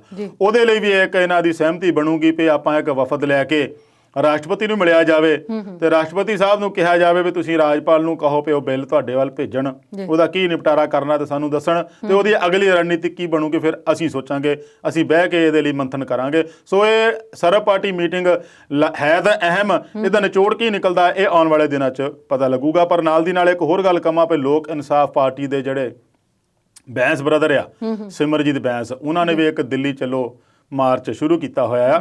ਪਰ ਇੱਕ ਵੱਡੀ ਗੱਲ ਉਹਨਾਂ ਨੇ ਇਹ ਕੀਤੀ ਸੀ ਕਿ ਮੈਂ ਟਕੈਤ ਸਾਹਿਬ ਨੂੰ ਸੋਨੇ ਦੀ ਕਹੀ ਦੇ ਕੇ ਨਿਵਾਜਣਾ ਆ, ਉਹਨੂੰ ਸਨਮਾਨਿਤ ਕਰਨਾ ਆ। ਔਰ ਉਹਨਾਂ ਨੇ ਇਹ ਵੀ ਨਹੀਂ ਕਿਹਾ ਵੀ ਮੈਂ ਆਪਣੇ ਕੋਲੋਂ ਪੈਸੇ ਲੈਣੇ ਜਾਂ ਸਿਆਸੀ ਪਾਰਟੀਆਂ ਤੋਂ। ਉਹਨਾਂ ਨੇ ਆਮ ਲੋਕਾਂ ਨੂੰ ਅਪੀਲ ਕੀਤੀ ਕਿ ਉਸ ਸੋਨੇ ਦੀ ਕਹੀ ਬਣਾਉਣ ਲਈ ਜਿਹਦੇ ਕੋਲੋਂ ਜਿੰਨਾ ਵੀ ਸਰਦਾ ਸੋਨਾ ਚਾਹੇ ਪੈਸਾ ਉਹ ਇਕੱਠਾ ਕਰਕੇ ਦਿਓ ਤਾਂ ਆਪਾਂ ਉਹ ਸੋਨੇ ਦੀ ਕਹੀ ਬਣਾਵਾਂਗੇ। ਇਸ ਤੋਂ ਵੀ ਵੱਡੀ ਗੱਲ ਇੱਕ ਹੋਰ ਕਹੀ ਉਹਨਾਂ ਨੇ ਬਈ ਮੈਂ ਜਾਂ ਸਾਡੀ ਪਾਰਟੀ ਆਪ ਨਹੀਂ ਜਾਏਗੀ ਟਿਕਾਇਤ ਨੂੰ ਸਨਮਾਨਿਤ ਕਰਨ ਲਈ ਉਸ ਕਹੀ ਨਾਲ, ਉਹ ਅਸੀਂ 32 ਕਿਸਾਨ ਜਥੇਬੰਦੀਆਂ ਜਿਹੜੀਆਂ ਪੰਜਾਬ ਦੀਆਂ ਪਲੱਸ ਜਿਹੜੀਆਂ 500 ਜਥੇਬੰਦੀਆਂ ਨੂੰ ਨੁਮਾਇੰਦਗੀ ਕਰਦੇ 40 ਜਿਹੜੇ ਆਗੂ ਆ ਸੰਯੁਕਤ ਕਿਸਾਨ ਮੋਰਚੇ ਨੂੰ ਜਾ ਕੇ ਸੌਂਪ ਦੇਣੀ ਆ, ਉਹ ਜਾ ਕੇ ਟਿਕਾਇਤ ਦਾ ਸਨਮਾਨ ਕਰੇਗੀ। ਦੇਖੋ ਬਹੁਤ ਵੱਡੀ ਗੱਲ ਹੈ। ਆਮ ਕਰਕੇ ਸਿਆਸੀ ਬੰਦਾ ਹਮੇਸ਼ਾ ਆਪਣਾ ਹੀ ਲਾਹਾ ਸੋਚਦਾ ਆ, ਆਪਣੇ ਆਪ ਨੂੰ ਹਾਈਲਾਈਟ ਕਰਨ ਦੀ ਕੋਸ਼ਿਸ਼ ਕਰਦਾ, ਪਰ ਇਹ ਇੱਕ ਨਿਵੇਕਲੀ ਉਹਨਾਂ ਦੀ ਚੀਜ਼ ਆ, ਨਿਵੇਕਲੀ ਪਹਿਲ ਆ, ਬਹੁਤ ਵੱਡੀ ਇਹ ਗੱਲ ਮਾਇਨੇ ਰੱਖਦੀ ਆ, ਛੋਟੀ ਗੱਲ ਨਹੀਂ ਹੈਗੀ ਇਹ ਜੀ। ਤੇ ਅਵਤਾਰ ਜੀ ਅਗਲੇ ਮੁੱਦੇ ਵੱਲ ਆਈਏ ਤੇ ਅਗਲਾ ਮੁੱਦਾ ਚੋਣਾਂ ਦਾ ਹੈ, ਇਲੈਕਸ਼ਨ ਦਾ ਹੈ ਤੇ ਭਾਜਪਾ ਨੂੰ ਬੰਦੇ ਹੀ ਨਹੀਂ ਲੱਭ ਰਹੇ ਤੇ ਇੱਕ ਪਿੰਡ ਨੇ ਤਾਂ ਐਲਾਨ ਹੀ ਕਰ ਦਿੱਤਾ ਵੀ ਅਸੀਂ ਮਤਲਬ ਭਾਜਪਾ ਦਾ ਸਾਥ ਛੱਡ ਦਿੱਤਾ, ਅਸੀਂ ਅਸਤੀਫਾ ਦੇ ਦਿੱਤਾ। ਇਹ ਹੁਣ MC ਚੋਣਾਂ ਤੇ ਪੰਚਾਇਤੀ ਚੋਣਾਂ ਜਾਂ ਕੌਂਸਲਰ ਚੋਣਾਂ, ਇਹਨਾਂ ਦਾ ਕੀ ਮਕਸਦ ਰਹਿ ਗਿਆ? ਕਿਉਂਕਿ ਕਿਸਾਨ ਤਾਂ ਉੱਥੇ ਡਟੇ ਹੈ, ਪਰਿਵਾਰ ਪਿੱਛੋਂ ਖੇਤੀ ਸੰਭਾਲ ਰਹੇ ਤੇ ਪਰਿਵਾਰਾਂ ਨੂੰ ਸੰਭਾਲ ਰਹੇ ਨੇ। ਤੁਹਾਨੂੰ ਕੀ ਲੱਗਦਾ ਹੈ ਕਿ ਇਹ ਚੋਣਾਂ ਹੋਣੀਆਂ ਹੀ ਚਾਹੀਦੀਆਂ ਨੇ? ਬਿਲਕੁਲ, ਇਹਦੇ ਬਾਰੇ ਬਹੁਤ ਆਵਾਜ਼ ਉਠਾਈ ਗਈ ਸੀਗੀ ਸਾਰੀਆਂ ਪਾਰਟੀਆਂ ਨੇ ਜਿਹੜੀਆਂ ਭਾਜਪਾ ਨੂੰ ਛੱਡ ਕੇ ਜੀ ਬਈ ਇਹ ਚੋਣਾਂ ਨਹੀਂ ਹੋਣੀਆਂ ਚਾਹੀਦੀਆਂ। ਕਾਂਗਰਸ ਨੇ ਵੀ ਨਹੀਂ ਉਠਾਈ, ਬਾਕੀ ਪਾਰਟੀਆਂ ਨੇ ਉਠਾਈ ਸੀਗੀ। ਈਵਨ ਕਿ ਜਿਹਦੀ ਮੈਂ ਗੱਲ ਕਰਕੇ ਹਟਿਆ ਸਿਮਰਜੀਤ ਬੈਂਸ ਉਹਨਾਂ ਨੇ ਤਾਂ ਚੋਣ ਕਮਿਸ਼ਨ ਦੇ ਦਫ਼ਤਰ ਮੂਹਰੇ ਜਾ ਕੇ ਧਰਨਾ ਪ੍ਰਦਰਸ਼ਨ ਵੀ ਕੀਤਾ ਸੀਗਾ ਵੀ ਕਿਸਾਨ ਅੰਦੋਲਨ ਦੇ ਇਸ ਦੌਰ ਵਿੱਚ ਇਹ ਚੋਣਾਂ ਕੋਈ ਮਾਇਨੇ ਨਹੀਂ ਰੱਖਦੀਆਂ, ਇਹਨਾਂ ਨੂੰ ਪੋਸਟਪੋਨ ਕਰ ਦਿਓ, ਰੱਦ ਕਰ ਦਿਓ। ਪਰ ਹੁਣ ਜਦੋਂ ਨੋਟੀਫਿਕੇਸ਼ਨ ਜਾਰੀ ਹੋ ਚੁੱਕਾ, ਸਾਰਾ ਸ਼ੈਡਿਊਲ ਬਣ ਚੁੱਕਾ, ਮੇਰੇ ਖਿਆਲ ਡਿਊਟੀਆਂ ਵੀ ਸ਼ਾਇਦ ਲੱਗ ਕੇ ਆ ਗਈਆਂ ਹੋਣੀਆਂ ਸਰਕਾਰੀ ਮੁਲਾਜ਼ਮਾਂ ਦੀਆਂ, ਦਿਨ ਵੀ ਥੋੜੇ ਰਹਿ ਗਏ ਆ। ਪਰ ਅਗਲੀ ਗੱਲ ਜੇ ਆਪਾਂ ਦੇਖੀਏ ਤਾਂ ਪਾਰਟੀਆਂ ਨੂੰ ਖਾਸ ਕਰਕੇ ਬੀਜੇਪੀ ਨੂੰ ਉਮੀਦਵਾਰ ਨਹੀਂ ਲੱਭਦੇ। ਉਹਨਾਂ ਦੇ ਕੋਲ ਲਿਸਟ ਹੀ, ਕਿਉਂਕਿ ਨਾਮਜ਼ਦਗੀਆਂ ਸ਼ੁਰੂ ਹੋ ਗਈਆਂ, ਕੋਈ ਨਾਮਾਤਰ ਨਾਮਜ਼ਦਗੀਆਂ ਹੋਈਆਂ, 1-2 ਦਿਨ ਲੰਘ ਗਏ ਆ, ਪਰ ਹਾਲੇ ਤੱਕ ਕਿਸੇ ਨੇ ਕੋਈ ਕਲੀਅਰ ਤੌਰ ਤੇ ਇਸ ਲਿਸਟ ਜਾਰੀ ਨਹੀਂ ਕੀਤੀ ਸਿਵਾਏ ਆਪ ਦੇ। ਆਪ ਨੇ ਆਪਣੇ ਸਾਰੇ ਤਕਰੀਬਨ ਜਿੰਨੇ ਕੁ ਉਮੀਦਵਾਰਾਂ ਦਾ ਐਲਾਨ ਕੀਤਾ ਉਹ 300-400 ਦੇ ਕਰੀਬ ਉਮੀਦਵਾਰ ਬਣਦੇ ਆ, ਹਜੇ ਵੀ ਐਲਾਨੀ ਜਾ ਰਹੇ ਆ ਉਹਨਾਂ ਦਾ। ਪਰ ਬੀਜੇਪੀ ਲਈ ਬਹੁਤ ਮੁਸ਼ਕਿਲ ਹੋ ਰਿਹਾ ਇਹ ਕੰਮ, ਕਿਉਂਕਿ ਆਮ ਕਰਕੇ ਮਾਲਵੇ ਦੇ ਪਿੰਡਾਂ ਦੇ ਵਿੱਚ ਦੇਖੀਏ ਤੇ ਇੱਕ ਪਿੰਡ ਦੀ ਗੱਲ ਨਹੀਂ, ਉੱਥੇ ਕਈਆਂ ਪਿੰਡਾਂ ਨੇ ਮਤੇ ਪਾਤੇ ਆ ਬਈ ਜਿਹੜੇ ਬੀਜੇਪੀ ਵਾਲੇ ਆ, ਜਿਹੜੇ ਕਿਸਾਨ ਹਿਤੈਸ਼ੀ ਨਹੀਂ ਹੈਗੇ, ਚਾਹੇ ਬੀਜੇਪੀ ਦੇ ਆ ਚਾਹੇ ਕੋਈ ਆ, ਉਹ ਸਾਡੇ ਕੋਲ ਵੋਟ ਮੰਗਣ ਨਾ ਆਉਣ। ਕਿੰਨੀ ਚੰਗੀ ਗੱਲ ਹੈ ਜੇ ਇਹੋ ਜਿਹੀ ਪਿਰਤ ਆਉਣ ਵਾਲੇ ਵਿਧਾਨ ਸਭਾ ਦੇ ਵਿੱਚ ਵੀ ਪਵੇ, ਚੋਣਾਂ 'ਚ ਆਉਣ ਵਾਲੀ ਲੋਕ ਸਭਾ ਚੋਣਾਂ ਦੇ ਵਿੱਚ ਵੀ ਪਵੇ। ਤੇ ਇੱਕ ਵਾਰੀ ਸਿਆਸੀ ਆਗੂਆਂ ਨੂੰ ਇਹ ਕੰਨ ਤਾਂ ਹੋ ਜਾਣ ਨਾ ਵੀ ਜਦੋਂ ਅਸੀਂ ਵੋਟਾਂ ਲੈਂਦੇ ਆ ਉਦੋਂ ਤਾਂ ਬੜਾ ਵਧੀਆ ਰਹਿੰਦੇ ਆ, ਵੀ ਜਾ ਕੇ ਮੰਗਦੇ ਆ ਮੰਗ ਲਏ, ਅਗਲੇ ਨੂੰ ਲੋਲੀਪੌਪ ਦੇ ਦਿੱਤੇ ਵੀ ਆਹ ਕਰਾਂਗੇ ਉਹ ਕਰਾਂਗੇ, ਜੋ ਸੁਪਨੇ ਦਿਖਾਲ ਦਿੱਤੇ ਉਹਨਾਂ ਨੂੰ 5 ਸਾਲ ਦੇ, ਮੁੜ ਕੇ ਉਹਨਾਂ ਦੇ ਉਹ ਅੰਨਿਆਂ ਵਾਂਗੂ ਮੋਹਰਾਂ ਲਵਾਤੀਆਂ।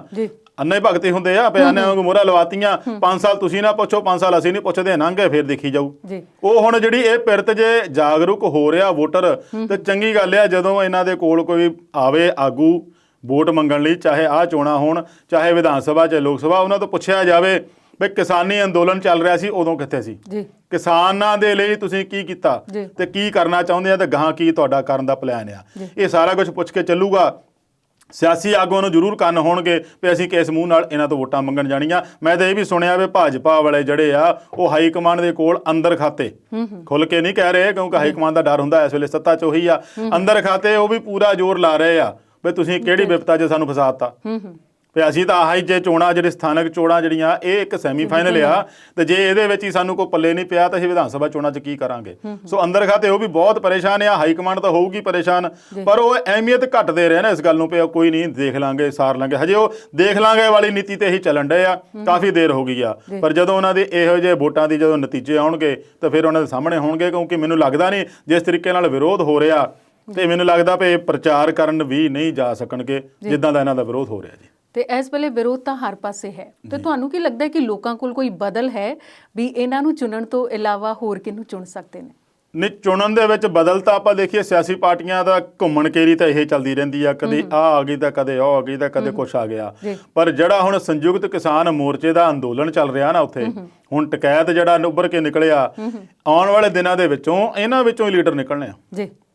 ਜੇ ਆਪਾਂ ਦੇਖੀਏ ਨੌਜਵਾਨ ਜਿਹੜੇ ਉੱਥੋਂ ਦੇ ਹੈਗੇ ਆ ਬਹੁਤ ਵਧੀਆ ਤਰੀਕੇ ਨਾਲ ਕੰਮ ਕਰ ਰਹੇ ਆ 2 ਮਹੀਨਿਆਂ ਤੋਂ। ਜੇ ਉਧਰ ਆਪਾਂ ਟਕੈਤ ਸਾਹਿਬ ਨੂੰ ਦੇਖੀਏ, ਉਹਨਾਂ ਦੇ ਨਾਲ ਵੀ ਇਹੋ ਜਿਹੇ ਬੰਦੇ ਹੈਗੇ ਜਿਹੜੇ ਬਹੁਤ ਵਧੀਆ ਕੰਮ ਕਰਦੇ ਆ। ਜੇ ਉਹਨਾਂ ਦੇ ਵਿੱਚੋਂ ਲੀਡਰ ਨਿਕਲਣਗੇ ਤਾਂ ਉਹਨਾਂ ਨੂੰ ਪਤਾ ਰਹੂਗਾ ਕਿ ਅਸੀਂ ਜਿਹੜੀ ਆਪਣੀ ਲੀਡਰੀ ਜੇ ਇੱਥੋਂ ਤੱਕ ਲੈ ਕੇ ਆਏ ਆ ਤਾਂ ਕਿਸ ਹਾਲਾਤ ਵਿੱਚ ਲੈ ਕੇ ਆਏ ਆ, ਸਾਨੂੰ ਕੀ ਮੁਸ਼ਕਲਾਂ ਦਾ ਸਾਹਮਣਾ ਕਰਨਾ ਪਿਆ, ਤਾਂ ਜਾ ਕੇ ਸਾਨੂੰ ਲੀਡਰੀ ਆਈ ਆ। ਔਰ ਉਹਨੂੰ ਗਾਹਾਂ ਉਹ ਪ੍ਰਵਾਨ ਕਰਦੇ ਕਿ ਨਹੀਂ ਕਰਦੇ ਉਹ ਬਾਅਦ ਦੀ ਗੱਲ ਆ, ਪਰ ਹਾਲੇ ਉਹਨਾਂ ਦਾ ਸਿਆਸਤ ਵਾਲੇ ਪਾਸੇ ਆਉਣ ਦਾ ਕੋਈ ਮਨਸ਼ਾ ਨਹੀਂ ਹੈਗਾ, ਕੋਈ ਮੰਤਵ ਨਹੀਂ ਹੈਗਾ। ਪਰ ਜਦੋਂ ਜਿੰਨਾ ਚਿਰ ਆਪਾਂ ਵਿਧਾਨ ਸਭਾ ਦੇ ਵਿੱਚ ਨਹੀਂ ਜਾਂਦੇ, ਜਿੰਨਾ ਚਿਰ ਆਪਾਂ ਲੋਕ ਸਭਾ ਦੇ ਸੰਸਦ ਵਿੱਚ ਨਹੀਂ ਜਾਂਦੇ, ਉਨਾ ਚਿਰ ਆਪਾਂ ਕੁਝ ਕਰ ਵੀ ਨਹੀਂ ਸਕਦੇ। ਦੇਖੋ ਹੁਣ ਕਿਸਾਨ ਬੈਠੇ ਆ, ਰੌਲਾ ਤਾਂ ਉਹ ਸੈਂਟਰ ਨਾਲ ਹੀ ਪਾ ਰਹੇ ਨਾ, ਵੀ ਤੁਸੀਂ ਬਣਾਏ ਤਾਂ ਤੁਸੀਂ ਰੱਦ ਕਰੋ, ਕਰ ਵੀ ਉਹੀ ਸਕਦੇ ਆ। ਕਿਸਾਨਾਂ ਦੇ ਹੱਥ ਬਸ ਕੁਝ ਨਹੀਂ। ਤੇ ਜੇ ਇਹਨਾਂ ਦੇ ਵਿੱਚ ਜਜ਼ਬਾ ਹੋਊਗਾ ਵੀ ਅਸੀਂ ਸਿਆਸਤ 'ਚ ਆਉਣਾ ਤੇ ਅਸੀਂ ਇਸ ਨਿਜ਼ਾਮ ਨੂੰ ਬਦਲਣਾ, ਇਹੋ ਜਿਹੀ ਦਮਨਕਾਰੀ ਨੀਤੀਆਂ ਜਿਹੜੀਆਂ ਗਲਤ ਆ, ਕਿਸਾਨਾਂ ਦੇ ਪੱਖੀ ਨਹੀਂ ਆ, ਇਹਨਾਂ ਨੂੰ ਬਦਲਣਾ, ਫਿਰ ਉਹਨੂੰ ਕਿਤੇ ਨਾ ਕਿਤੇ ਸੋਚਣਾ ਪਊਗਾ ਵੀ ਅਸੀਂ ਵੀ ਕੋਈ ਵਿਧਾਨ ਸਭਾ ਦੇ ਵਿੱਚ ਜਾਈਏ, ਲੋਕ ਸਭਾ 'ਚ ਜਾਈਏ, ਰਾਜ ਸਭਾ 'ਚ ਜਾਈਏ, ਤਾਂ ਕਿ ਸਾਡੇ ਹੱਥ ਵੀ ਕੋਈ ਤਾਕਤ ਹੋਵੇ ਤਾਂ ਅਸੀਂ ਉਹ ਇਹੋ ਜਿਹਾ ਕਾਨੂੰਨ ਬਣਾ ਸਕੀਏ ਵੀ ਜਿਹੜੇ ਸਾਰੇ ਸਰਵ ਵਿਆਪੀ ਹੋਵੇ, ਸਾਰਿਆਂ ਲੋਕਾਂ ਨੂੰ ਪਸੰਦ ਹੋਵੇ, ਸਾਰਿਆਂ ਲੋਕਾਂ ਦੇ ਭਲੇ ਵਾਲਾ ਹੋਵੇ, ਗਾਹਾਂ ਇਹੋ ਜਿਹਾ ਰੌਲਾ ਪੈਣ ਦੀ ਨੌਬਤ ਹੀ ਨਾ ਆਵੇ। ਵੈਸੇ ਆਪ ਪਾਰਟੀ ਵੀ ਤਾਂ ਅੰਦੋਲਨ ਦੇ ਵਿੱਚੋਂ ਹੀ ਪੈਦਾ ਹੋਈ ਜੀ, ਬਿਲਕੁਲ। ਜਦੋਂ ਸੱਤਾ 'ਚ ਆ ਗਈ ਤੇ ਉਦੋਂ ਉਹਦੇ ਸੁਰ ਵੀ ਕਿਤੇ ਬਦਲ ਗਿਆ ਬਿਲਕੁਲ। ਪਰ ਇਸ ਵੇਲੇ ਆਪਾਂ ਸੁਰ ਇੱਥੇ ਹੀ ਰੱਖਾਂਗੇ। ਇਸ ਵੇਲੇ ਪ੍ਰੋਗਰਾਮ 'ਚ ਵੇਲਾ ਹੈ ਬ੍ਰੇਕ ਦਾ।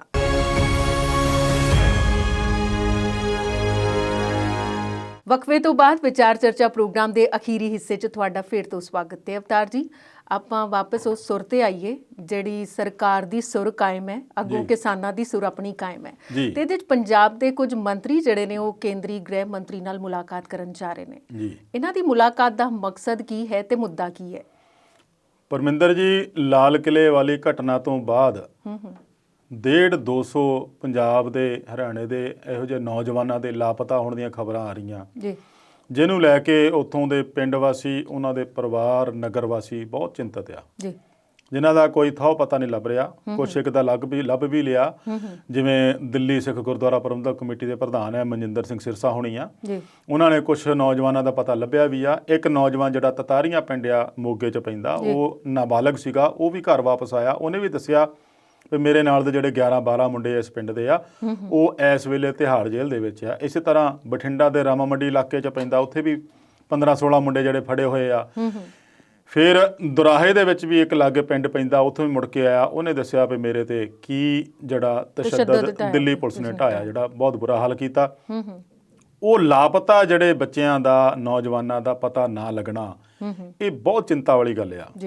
ਇਹਨੂੰ ਲੈ ਕੇ ਸਾਰੀਆਂ ਹੀ ਧਿਰਾਂ, ਜੇ ਆਪਾਂ ਸਿਆਸੀ ਪਾਰਟੀਆਂ ਲੈ ਲਈਏ, ਸਮਾਜ ਸੇਵੀ ਲੈ ਲਈਏ, ਵਕੀਲ ਲੈ ਲਈਏ, ਜਾਂ ਹੋਰ ਜੋ ਵੀ ਇਸ ਕੰਮ ਨੂੰ ਕਰ ਸਕਦੇ ਆ, ਉਹ ਇਸ ਵੇਲੇ ਪੂਰੀ ਤਰ੍ਹਾਂ ਸਰਗਰਮ ਆ ਪਏ ਕਿਤੇ ਨਾ ਕਿਤੇ ਉਹ ਪਤਾ ਲਾਈਏ। ਪਰ ਇਹਦੇ ਵਿੱਚ ਜੇ ਆਪਾਂ ਗੱਲ ਕਰੀਏ ਦਿੱਲੀ ਪੁਲਿਸ ਦੀ, ਤਾਂ ਉਹਨੂੰ ਵੀ ਜੇ ਉਹਨਾਂ ਨੇ ਚੱਕੇ ਆ, ਗ੍ਰਿਫਤਾਰ ਕੀਤੇ ਆ, ਕਿੱਥੇ ਰੱਖੇ ਆ, ਕਿਸ ਹਾਲਤ 'ਚ ਆ, ਉਹਦੇ ਬਾਰੇ ਉਹਨਾਂ ਦੇ ਪਰਿਵਾਰਾਂ ਨੂੰ ਸੂਚਿਤ ਕਰਨਾ ਬਣਦਾ ਆ।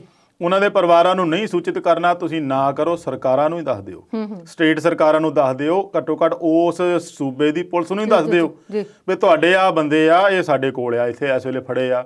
ਕਈਆਂ ਤੇ ਉਹਨਾਂ ਨੇ ਦੇਸ਼ ਧਰੋਹ ਦੀ ਧਾਰਾ ਲਾਈ ਆ, ਕਈਆਂ ਤੇ UAPA ਲਾਇਆ ਹੈ, ਕਈਆਂ ਤੇ ਕਈ ਕੁਛ ਦੀ ਧਾਰਾ ਲਾਈਆਂ।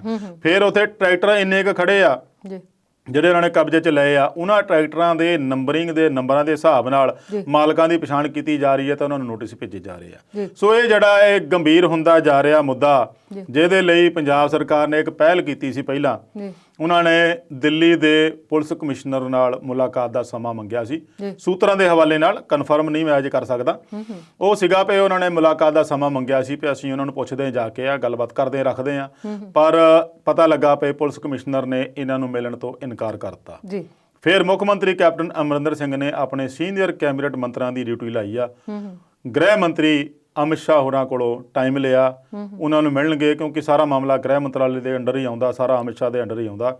ਉਹਨਾਂ ਕੋਲੋਂ ਇਹਨਾਂ ਬੱਚਿਆਂ ਬਾਰੇ, ਇਹਨਾਂ ਨੌਜਵਾਨਾਂ ਬਾਰੇ ਜਾਣਕਾਰੀ ਹਾਸਲ ਕਰਨ ਲਈ ਇਹ ਸਾਰਾ ਕੁਝ ਤਾਮ-ਝਾਮ ਕੀਤਾ ਜਾ ਰਿਹਾ। ਕਈ ਵਕੀਲ ਆ ਜਿਹੜੇ ਉਹ ਵੀ ਕੇਸ ਲੜਨ ਨੂੰ ਤਿਆਰ ਹੋ ਗਏ ਆ। ਖੈਰ ਮਨਜਿੰਦਰ ਸਿੰਘ ਸਿਰਸਾ ਦੀ ਮੈਂ ਗੱਲ ਕੀਤੀ ਸੀ ਤਾਂ ਉਹਨਾਂ ਨੇ ਨੰਬਰ ਵੀ ਆਪਣੇ ਸੋਸ਼ਲ ਮੀਡੀਆ ਤੇ ਛੱਡੇ ਆ ਵੀ ਜਿਨ੍ਹਾਂ ਦੇ ਕਿਸੇ ਦੇ ਕੋਈ ਲਾਪਤਾ ਆ ਨੌਜਵਾਨ ਜਾਂ ਬੰਦੇ ਜਾਂ ਘਰ ਦੇ ਜਾਂ ਬੱਚੇ, ਉਹ ਇਸ ਨੰਬਰ ਤੇ ਸੂਚਿਤ ਕਰਕੇ ਸਾਨੂੰ ਦੱਸੋ, ਅਸੀਂ ਪਤਾ ਕਰਾਂਗੇ। ਸੋ ਇਹਦੀ ਸਰਗਰਮੀ ਨਾਲ ਭਾਲ ਕਰਨ ਲਈ ਇਹ ਸਾਰਾ ਕੁਝ ਹੋ ਰਿਹਾ।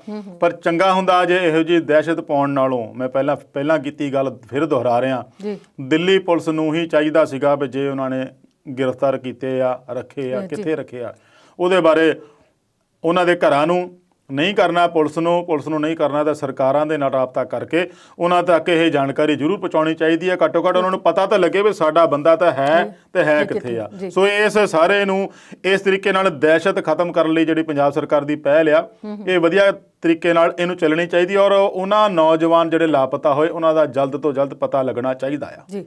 ਤੇ ਇਸ ਵੇਲੇ ਆਪਾਂ ਇਸ ਮੁੱਦੇ ਤੋਂ ਥੋੜਾ ਜਿਹਾ ਹਟਵਾਂ ਆਈਏ ਤੇ ਅੱਜ ਦਾ ਮੇਨ ਮੁੱਦਾ ਜਿਹੜਾ ਕਹਿ ਸਕਦੇ ਹਾਂ ਕਿ ਇਸ ਵੇਲੇ ਦਾ ਉਹ ਹੈ ਦੇਸ਼ ਦਾ ਬਜਟ ਪੇਸ਼ ਕੀਤਾ ਜਾ ਰਿਹਾ ਹੈ। ਬਜਟ ਵਿੱਚ ਕਿੰਨੂੰ ਰਾਹਤ ਤੇ ਕਿੰਨੂੰ ਆਫਤ, ਇਹਦੇ ਬਾਰੇ ਦੱਸ ਦਿਓ। ਬਿਲਕੁਲ ਜੀ ਪਰਮਿੰਦਰ ਜੀ, ਪਹਿਲੀ ਗੱਲ ਤਾਂ ਇਹ ਇੱਕ ਨਿਵੇਕਲਾ ਬਜਟ ਸਾਬਤ ਹੋਇਆ। ਕਿਉਂਕਿ ਇਹ ਪਹਿਲੀ ਵਾਰ ਆ ਪੇਪਰਲੈਸ ਬਜਟ ਪੇਸ਼ ਕੀਤਾ ਵਿੱਤ ਮੰਤਰੀ ਨਿਰਮਲਾ ਸੀਤਾਰਮਨ ਨੇ। ਆਮ ਕਰਕੇ ਆਪਾਂ ਜਦੋਂ ਬਜਟ ਦੀ ਗੱਲ ਆਉਂਦੀ ਹੈ ਤਾਂ ਹਮੇਸ਼ਾ ਵਿੱਤ ਮੰਤਰੀ ਨੂੰ ਇੱਕ ਟੈਚੀ ਚੁੱਕਿਆ ਦਿਖਾਇਆ ਜਾਂਦਾ। ਬੜੇ ਕਾਗਜ਼ ਪੱਤਰ, ਪਤਾ ਨਹੀਂ ਕਿੰਨੇ ਕੁ ਬੰਡਲ ਸੰਸਦ ਦੇ ਮੂਹਰੇ ਪਏ ਹੁੰਦੇ, ਆਪਾਂ ਫੋਟੋਆਂ ਦੇਖਦੇ ਹੁੰਦੇ ਆ, ਟੈਚੀ ਟੈਂਕੀ ਉਹ ਬੜੇ ਟਰੰਕ ਪਏ ਹੁੰਦੇ ਆ। ਫਸਟ ਟਾਈਮ ਆ ਜਿਹੜਾ ਉਹ ਪੇਪਰਲੈਸ ਬਜਟ ਹੈ ਔਰ ਪੂਰੀ ਤਰ੍ਹਾਂ ਉਹ ਟੈਬ ਦੇ ਵਿੱਚ ਉਹਨਾਂ ਨੇ ਪੇਸ਼ ਕੀਤਾ, ਲੈ ਕੇ ਆਏ ਆ ਔਰ ਉਹ ਟੈਬ ਵੀ ਜਿਹੜਾ ਉਹ ਦੱਸਦੇ ਵੀ ਮੇਡ ਇਨ ਇੰਡੀਆ ਵਾਲਾ ਆ ਤੇ ਉਹ ਲਿਆ ਕੇ ਉਹਨਾਂ ਨੇ ਪੇਸ਼ ਕੀਤਾ। ਹਾਲ ਦੀ ਘੜੀ ਜਿਹੜਾ ਹੁਣ ਤੱਕ ਦੀ ਜਾਣਕਾਰੀ ਮੁਤਾਬਕ ਤਾਂ ਇਹ ਆ ਵੀ ਟੈਕਸ ਸਲੈਬ ਦੇ ਵਿੱਚ ਤਾਂ ਉਹ ਜਿਹੜੀ 5 ਲੱਖ ਵਾਲੀ ਗੱਲ ਆ ਉਹ ਉੱਥੇ ਹੀ ਆ, ਉਹਦੇ ਵਿੱਚ ਕੋਈ ਬਦਲਾਅ ਨਹੀਂ ਕਿਸੇ ਕਿਸਮ ਦਾ। 5 ਲੱਖ ਤੱਕ ਦੀ ਛੋਟ ਆ ਟੈਕਸ ਨੂੰ। ਪਲੱਸ ਜਿਹੜਾ ਸਭ ਤੋਂ ਵੱਡੀ ਮੁਹਿੰਮ ਜਿਹੜੀ ਚੱਲ ਰਹੀ ਆ ਪੂਰੇ ਦੇਸ਼ ਵਿੱਚ, ਜਿਹਦੀ ਕਿ ਪੂਰੇ ਦੁਨੀਆ ਦੇ ਵਿੱਚ ਚਰਚਾ ਆ, ਉਹ ਕਰੋਨਾ ਵੈਕਸੀਨੇਸ਼ਨ ਮੁਹਿੰਮ। ਉਹਦੇ ਲਈ ਇਹਨਾਂ ਨੇ 35,000 ਕਰੋੜ ਰੁਪਏ ਦਾ ਫੰਡ ਰੱਖਿਆ ਆ ਵੈਕਸੀਨੇਸ਼ਨ ਕਰਨ ਵਾਸਤੇ, ਕਿਉਂਕਿ ਇਹਨਾਂ ਨੇ ਕਿਹਾ ਸੀ ਕਿ ਜਿਹੜੇ ਪਹਿਲੇ 3 ਕਰੋੜ ਆ ਅਸੀਂ ਉਹ ਫ੍ਰੀ ਆਫ ਕਾਸਟ ਜਿਹੜੇ ਆ ਟੀਕੇ ਲਾਵਾਂਗੇ ਫਰੰਟ ਲਾਈਨਰ ਨੂੰ, ਜਿਹੜੇ ਸਿਹਤ ਮਹਿਕਮੇ ਵਾਲੇ ਆ। ਬਾਕੀਆਂ ਨੂੰ ਵੀ ਜਿੱਥੇ ਲੋੜ ਪਈ ਅਸੀਂ ਕਰਾਂਗੇ, ਪਰ ਉਹਦੇ ਲਈ ਇਹਨਾਂ ਨੇ 35,000 ਕਰੋੜ ਰੁਪਏ ਦਾ ਜਿਹੜਾ ਫੰਡ ਰੱਖਿਆ ਆ।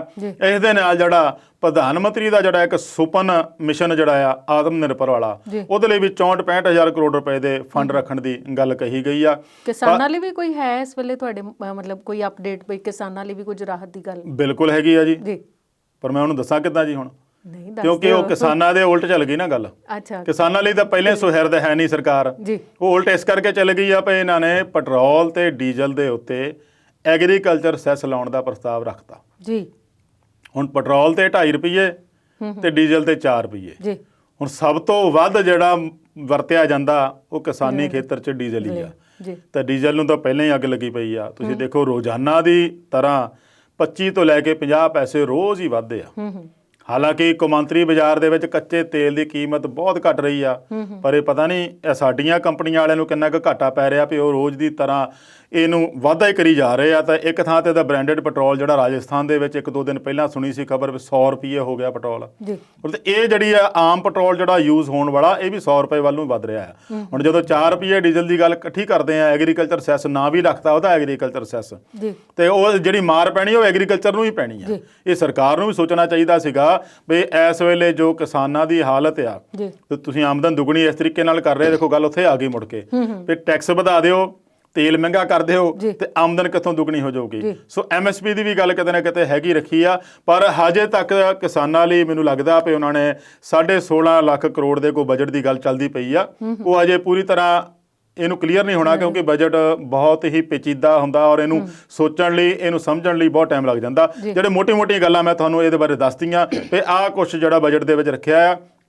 ਸੋਨੇ ਦੇ ਉੱਤੇ ਜਿਹੜੀ ਕਸਟਮ ਡਿਊਟੀ ਘਟਾਤੀ ਆ, ਜੀ ਜਿਹੜੀਆਂ ਇਲੈਕਟ੍ਰੋਨਿਕ ਚੀਜ਼ਾਂ ਆ, ਮੋਬਾਈਲ ਦੀ ਚੀਜ਼ਾਂ ਆ, ਉਹਨਾਂ ਦੇ ਉੱਤੇ ਕਸਟਮ ਡਿਊਟੀ ਵਧਾਤੀ ਆ। ਸਾਫ਼ ਗੱਲ ਆ ਵੀ ਸੋਨਾ ਥੋੜਾ ਜਿਹਾ ਸਸਤਾ ਹੋ ਰਿਹਾ ਤੇ ਜਿਹੜੀਆਂ ਤੁਹਾਡੀਆਂ ਮੋਬਾਈਲਾਂ ਆਮ ਜ਼ਰੂਰਤ ਵਾਲੀ ਚੀਜ਼ਾਂ ਉਹ ਮਹਿੰਗੀਆਂ ਹੋ ਰਹੀਆਂ ਜੀ। ਜੀ ਤੇ ਗੱਲ ਕਰੀਏ ਬਜਟ ਤੋਂ ਹਟ ਕੇ, ਜੀ ਇੱਕ ਵੱਡੇ ਪੱਤਰਕਾਰ, ਉਹ ਵੀ ਉੱਗੇ ਖੇਤੀ ਮਾਹਿਰ ਪੀ ਸਾਈਨਾਥ ਦਾ ਆਖਣਾ ਹੈ ਵੀ ਇਹ ਮੈਂ ਆਪਣੀ ਜ਼ਿੰਦਗੀ ਦੇ ਵਿੱਚ ਇਹੋ ਜਿਹਾ ਜਿਹੜਾ ਅੰਦੋਲਨ ਚੱਲ ਰਿਹਾ ਨਾ ਪਹਿਲੀ ਵਾਰ ਦੇਖ ਰਿਹਾ ਹਾਂ, ਇਸ ਤੋਂ ਪਹਿਲਾਂ ਮੈਂ ਕਦੀ ਨਹੀਂ ਦੇਖਿਆ।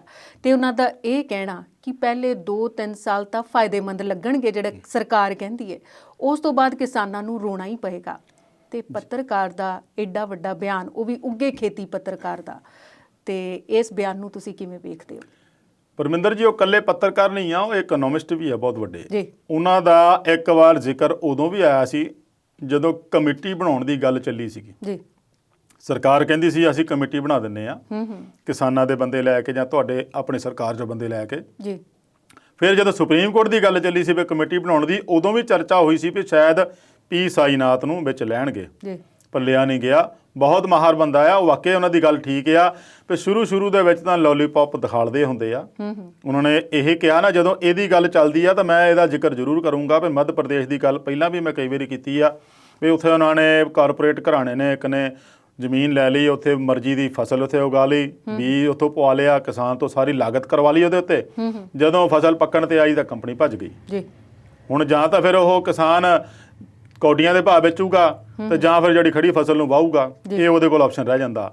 ਉਹੀ ਗੱਲ ਪੀ ਸਾਈਨਾਥ ਕਹਿ ਰਹੇ ਆ ਵੀ ਇਹਦਾ ਹਜੇ ਤੁਹਾਨੂੰ ਕੁਝ ਨਹੀਂ ਲੱਗਣਾ। ਜੋ ਸਰਕਾਰ ਕਹਿ ਰਹੀ ਆ ਉਹ ਫਾਇਦਾ ਇਸ ਕਰਕੇ ਆ ਕਿਉਂਕਿ ਹਜੇ ਇਹਨਾਂ ਨੇ ਐਮਐਸਪੀ ਥੋੜਾ ਜਿਹਾ ਜਾਰੀ ਰੱਖਣਗੇ। ਜਦੋਂ ਲੱਗੂਗਾ ਵੀ ਐਮਐਸਪੀ ਹੁਣ ਸਾਡੇ ਵਾਰੇ ਨਹੀਂ ਖਾਂਦੀ, ਕਿਉਂਕਿ ਜਦੋਂ ਐਮਐਸਪੀ ਦਾ ਰੌਲਾ ਸਭ ਤੋਂ ਪਹਿਲਾਂ ਪਤਾ ਕਿੱਥੋਂ ਪਿਆ ਸੀਗਾ? ਗਡਕਰੀ ਸਾਹਿਬ ਇੱਕ ਇੰਟਰਵਿਊ ਕਰ ਰਹੇ ਸੀਗੇ, ਇਹ ਜੂਨ ਤੋਂ ਪਹਿਲਾਂ ਦੀ ਗੱਲ ਹੈ, ਪਿਛਲੇ ਸਾਲ ਦੀ। ਉਸ ਇੰਟਰਵਿਊ ਦੇ ਵਿੱਚ ਉਹਨਾਂ ਨੇ ਇੱਕ ਮਾੜੀ ਜਿਹੀ ਗੱਲ ਛੇੜਤੀ ਸੀਗੀ ਵੀ ਐਮਐਸਪੀ ਸਾਡੀ ਸਰਕਾਰ ਨੂੰ ਬਹੁਤ ਮਹਿੰਗੀ ਪੈ ਰਹੀ ਹੈ। ਤੇ ਉਹਨੂੰ ਪੁੱਛਿਆ ਫਿਰ ਕੀ ਹੋਊਗਾ ਵੀ ਇਹਦਾ ਕੁਝ ਆਪਸ਼ਨ, ਕੁਝ ਬਦਲ ਲੱਭਣਾ ਪਊਗਾ।